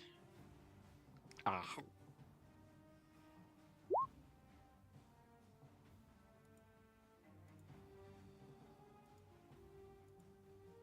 Does that 21 hits. I apologize.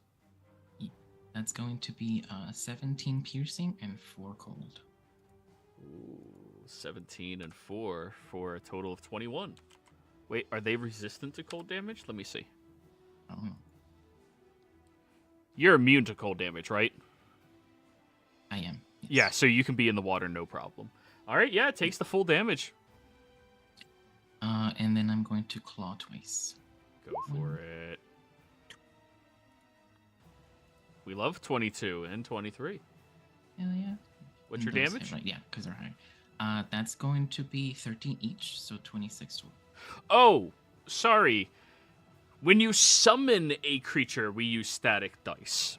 But when you become the creature, you still get to roll. What am I rolling? The damage dice for the creature. Oh, okay. Yeah. But So let me gain back. How much damage was the first one? 17 and 4? 17 and 4. So back to... Which, I mean, I'm rolled higher, so okay. Did you take away the 26 from the 2 claws? Or? No, not yet. Okay, cool. Okay. 17 and 4 is 21, so it's back up. Mhm.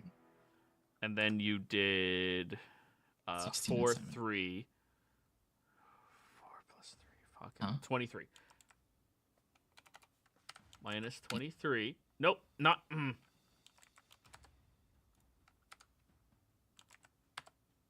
All right, now roll for your next 2 attacks. 1 and 2. Alrighty.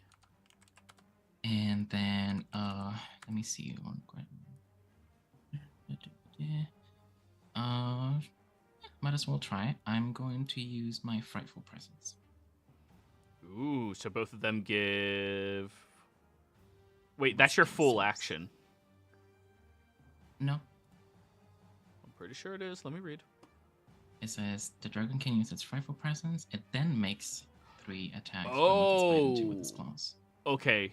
Gotcha. No problem. So that is going to be DC 14 Wisdom saves. Yes. All right, this is going to be the top one. And this is going to be the bottom one. Bottom one is afraid of you. So It's all for of its 1 minute. all of its attacks are at disadvantage. Mm-hmm. And then it's within range of me, so I'll stay where I am. And that'll be my turn. Alrighty, next up, Zurazar. Are any of them above the water yet? It had to slam Broska down, so it's not cresting the water, but you don't have to go into the water to attack it yet. I go to stab. Go for it. Where's my rapier speed? Is it flanking? You do not gain the benefits of flanking unless the person granting you flanking would be only one size category smaller than the enemy. This is huge. Broska would have to be literally large. What if we just sort of Megazord it? Cast Enlarge on Broska, it would work. No, I meant like we all just like going like on a cheerleader like pyramid. Anyway, yeah, Go for it. 18 again. 18 hits. Hey. You do gain the benefits of sneak attack now, though. Yeah, but it's garbage damage. 4, 4, 24. 24 is good. Second attack. I'm not gonna do second attack. I'm gonna fly up again, but I'm not gonna. It will get an attack of opportunity unless you disengage. I was gonna use my bonus action to disengage. Good, That's good, why I good. didn't want to do the second attack. Good, Whee! good, good. Then I just shake my fist angrily at the eel. Alrighty. Fordrome. All right. Now, that one that's still above the water, I use that. This one here? Yep. Fighting Braska? I- Okay. Not that one. He's below. I close into Oh, this one then. This one?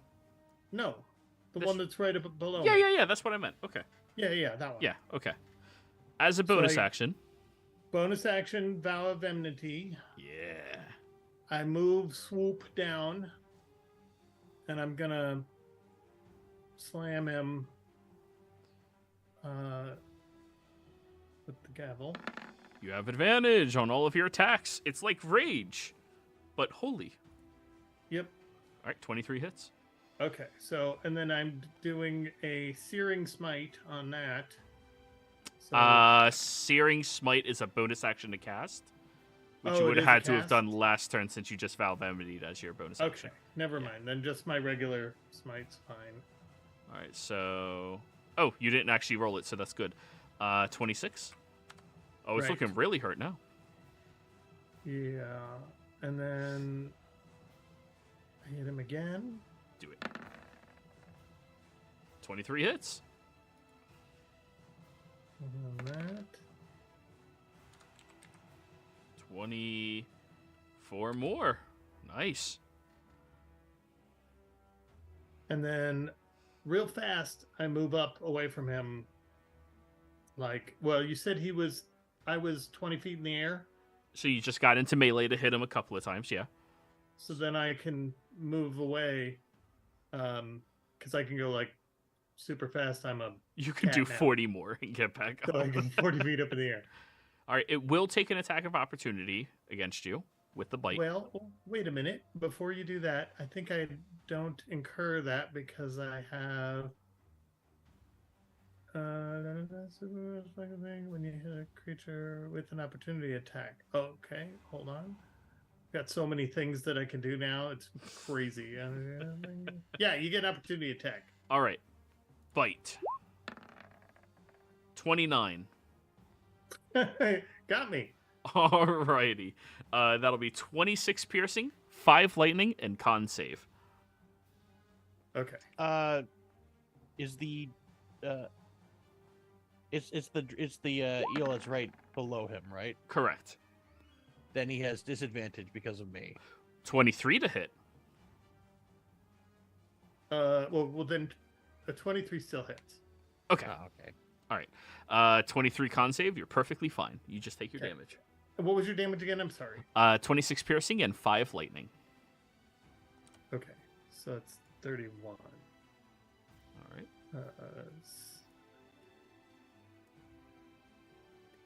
Okay. Next up, Braska. Alrighty. I'm assuming we have to give another con save in the water. Or... No, it's only when you end your turn or enter it for the first time. Okay, then I'm gonna try to hit him again, twice. Reckless. Go for it. Do I have a Sorry, never mind. 21 hits. 26 hits. All right, so that's 19. 19 plus 18. 18. So- All right. It's looking really bloodied now. All right, and I'm gonna try to get above it. Alrighty. So with your swim. Oh, actually, that was a 19 to hit, 26 to hit. Both still hit, but we have to keep in mind your disadvantage while you're swimming. You have half movement speed while swimming. It pushed you 10 feet deeper when you were 5 feet, so you're 15 feet down. To get above it, you need to swim 15 feet up, so spend 30, and then, yeah, you can get it roughly... You can break surface, but you can't get above because it's at the edge of the water. I have 40 feet of movement speed. If that All right, then you just willy-nilly climb on top of it? Sure. Okay. You're riding the eel. Ride the electric eel. I think that's a song. All right. And bonus action, alcohol. Bonus action alcoholism. It's not a We love problem. It's the solution. Apparently. Yeah. My God. Anybody who might be a child watching this one day, drink responsibly. Don't be like Braska. There's many reasons not to be like Brosco. Let's just get that right out the gate. Or Capriccio. Honestly, that's the other bad influence. Excuse me, what do you mean? You know Drag- what? There's a couple of people you don't want to be like in here. Dragon Eel, it's your turn. Alrighty, let me roll my d6s, top and then bottom. Damn, never lucky. Alrighty, well, this one's pissed off because you're on its back, so it's gonna bite at you. 27 to hit. There's a hit. Con save.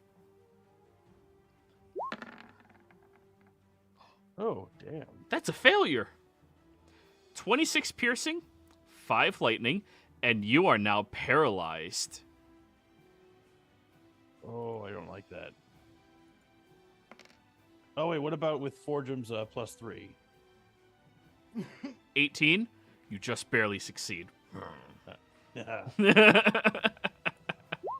Wait, Forgem disengaged. He left attack range, so he's not in melee. You don't get it. No, but I have to only be within like 10 feet of him. Yeah, he said he flew another 40 feet up. Oh, okay then. Yeah, then I'm fucked. Yeah. Sorry. Let's read the paralyzed condition, shall we, kids? You are incapacitated, can't move or speak. You automatically fail strength or dex saves. Attack rolls against you have advantage. Any attack that hits the creature is a critical hit if the attacker is within 5 feet of the creature. So that tail whip is a crit.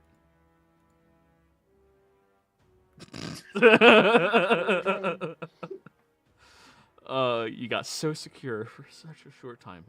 Anyways, that'll be 52 bludgeoning damage and 10 lightning damage.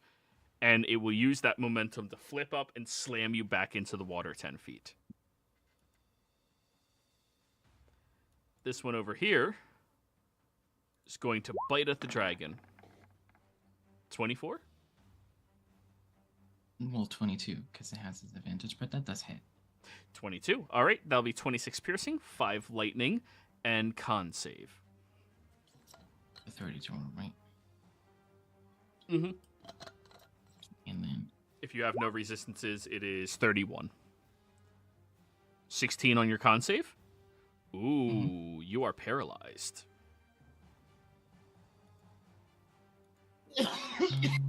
For 4 rounds. Now con save to maintain concentration on your spell.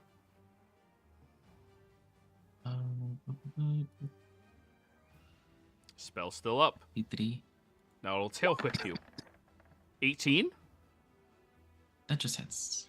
Okay, that's a crit then. 52 bludgeoning. 10 lightning.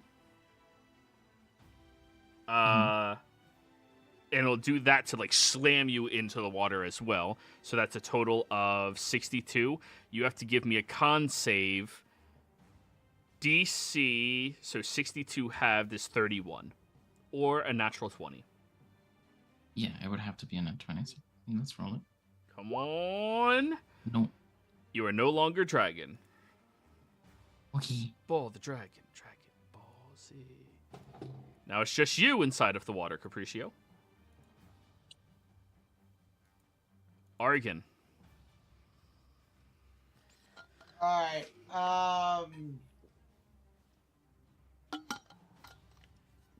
I can't tell how many hit points it has left. I can't see with everybody else, so I'm just gonna It's bloodied. fireball it. It's bloodied.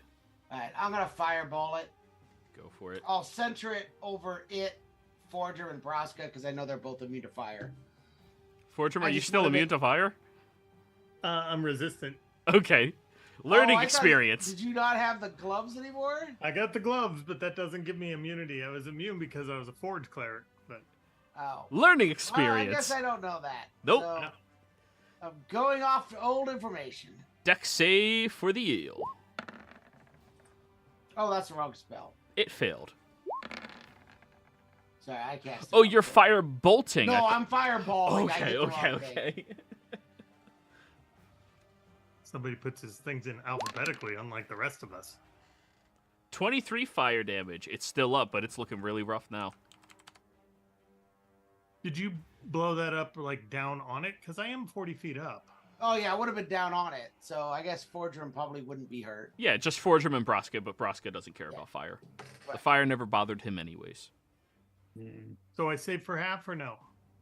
No, you're too far away. It's only a You're too 30-foot far radius. away. You're good. Yeah, okay. Okay. Yeah, and I was intentionally keeping Zurazar out of it. So All right. that's my turn. Capriccio, your go. Oh yeah, you're stunned this turn. Zorazar, your go. There's no repeated save. No, it just stuns you for 1d4 rounds. Oof. Or sorry, All right, guys. paralyzes you 1d4 rounds. All right, see you guys next week. Okay, I'm going to try to kill the seal so that way we can focus on the other eel. Who? That.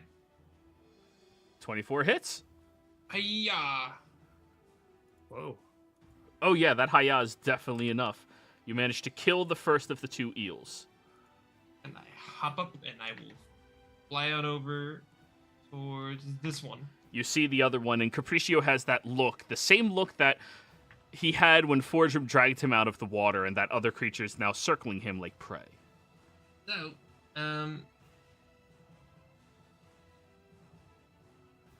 I fly down and I give him a little cut. Sink. Go for it. Hiya! 26. That hits. Go. Let me remove my sneak attack damage. Oh, nice, max. 14. You successfully pulled the ire of the eel. Cool. And I will fly up 30 feet. Attack of opportunity. Yes. All right, it's going to try to bite you. Whee! It's going to try to bite you. There it goes. 29 to hit. Oh man, that does hit. 26 piercing, 5 lightning con save. 10. You are paralyzed Whee! I'm just kind of hanging in midair. for 4 rounds. Yay! Kill it, guys. Fordrum, How much damage you say again, by the way? 26 piercing, 5 lightning. So 31 total with no resistances. Whee! Do I see Braska just floating there? Yeah, he looks just like shaking with static. Crap. You also see All right. Capriccio doing the same thing. Crap. All right. I fly down there next to Braska, hmm which I'm hoping aura of courage. That is just frightened. Yep, that's just frightened. Hold on, protection. That gains a thing. Okay. What does cleansing touch do? Remove 1 static effect from somebody for your action. So do I think cleansing touch would remove the? If there's something Paralyzation ailing or him, not? then yes, it should. Okay. Then I cleansing touch him. Braska, you are no longer paralyzed. And then can I still throw my hammer or no? No, that is your whole action to That's do the that. whole action. Cut it. Okay. Cleansing touch says 1 spell. Does it? Hold on. I thought that was effect. There. It does 1 spell. Oh, then you would know that would not work because this creature's not casting, it's just staticky. All right. Well, then I for the thing I get to about, I think that's as far as I can go. Mhm. Um I thought that was And then I'm- spell-like effect. Damn. That's a lot worse. yeah. Then from there I'm going to throw 29 hits. Oh, it's still afraid, so. 25. And I only get 1 or 2. You get 2. Okay. Come on, big number. 17 misses. All right. There I am. Alrighty.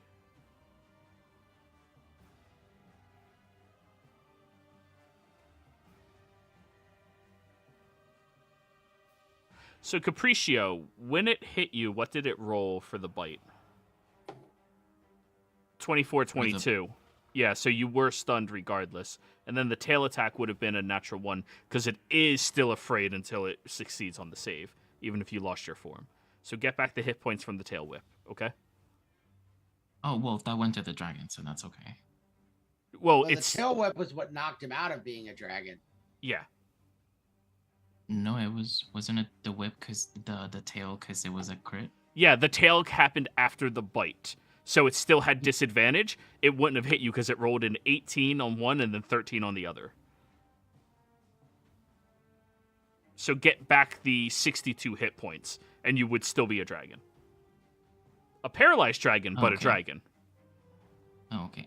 Yeah. Well, I never took the damage because it knocked me out of the thing, so I just... Yeah. I just My left it as bad. it was. I forgot about the No, fear it's okay. after just a moment. Alrighty, so that's it. Braska, end of your turn. You are no longer paralyzed. It's only 1 round. Eel. It's gonna bite the dragon again. Still disadvantage, so 29. That's... All right, 31 points of total damage and con save. Wouldn't it be a crit? Oh yeah, you're paralyzed. Huh. Mm-hmm. 8 more, 18 on top of that, so 30, 42 plus 10, 52 points of lightning damage. And con save. 52 halved is 26. Okay. Now you're back. Yeah. It's alright, it's still And you afraid put though. me- Yes, it is. Yeah. Oh, I was also supposed to roll a d6, just in case, you know. Okay, it doesn't. After it bites you, it is going to turn and tail attack Suvazar now. Still at advantage because you are paralyzed, correct? Yes. It will Alrighty. be flat because he's afraid. Ooh, correct. So 29 still. Yeah. Still 29. And still a crit because you were paralyzed. That is going to be 22, 52 bludgeoning, 10 lightning. Oh. Oh, I'm regretting my decision to be here, but I'm here. You're here. All right, end of its turn. Wisdom save for the fear. So yeah. So you said there's no saves against this paralyzed? It happens for 1d4 rounds. That's how long as it lasts. Oh, okay. Yes. Argon. That saves. Okay, so it is no longer afraid. Argon. So Capriccio and Zurazar are both still stunned. Paralyzed, yes. Or paralyzed. There's there any kind of- electricity coursing visibly off of them. Okay. All right. I will dispel magic on Capriccio to try and end the effect. Okay, that will end it. Okay. Whee! That was your action. All done. That's my action. Yeah, that's my turn. Capriccio. That thing hurt. Okay. Yeah. I am going. Hold on, let me see really quickly. I don't think this does damage. Okay. I'm going to go over to Zurazar, and I'm going to Lesser Restoration to remove the paralysis. Boop. Zurazar, you are no longer paralyzed. And then I am going to bonus action Hidden Paths 60 up. Just directly up 60. Get the fuck out of there. Hell yeah. The fuck? All right. Zurazar, your turn. Cool. I'm a disengage.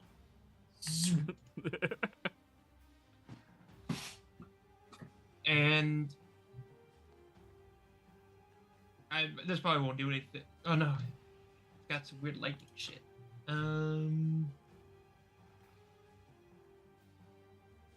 Ow.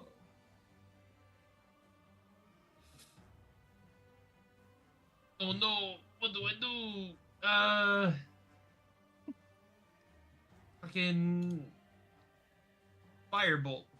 Shoot it. 25 hits? 32. Jesus. Your guys' fire bolts are dealing so much damage. Alright, good chunk gets Oh my hurt. God. Right? Wish I could have my sneak attack on that, but alas. Holy Wrong. sh- Wrong type of Well, that was a rogue. fucking fireball as a cantrip. Wrong rogue.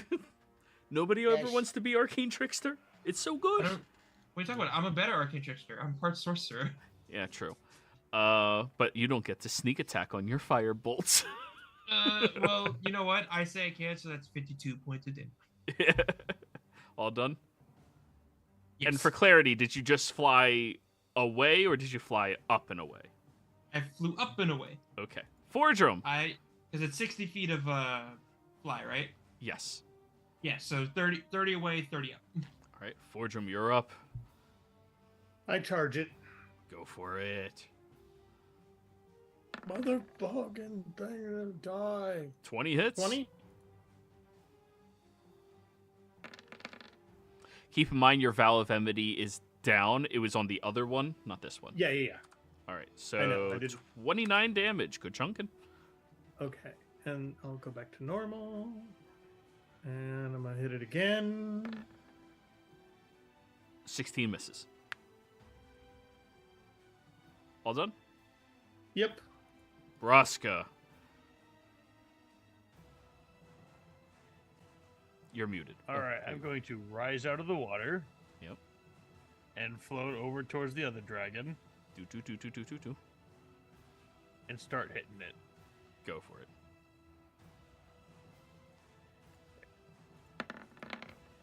Reckless, by the way. 30.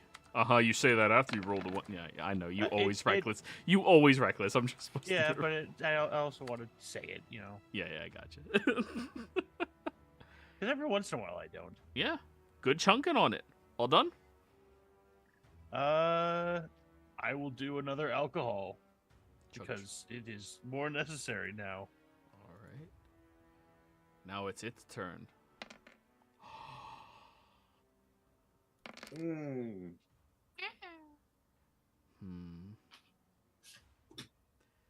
Which one hurts more? Honestly, it'll take the attack of opportunity from Braska. Okay.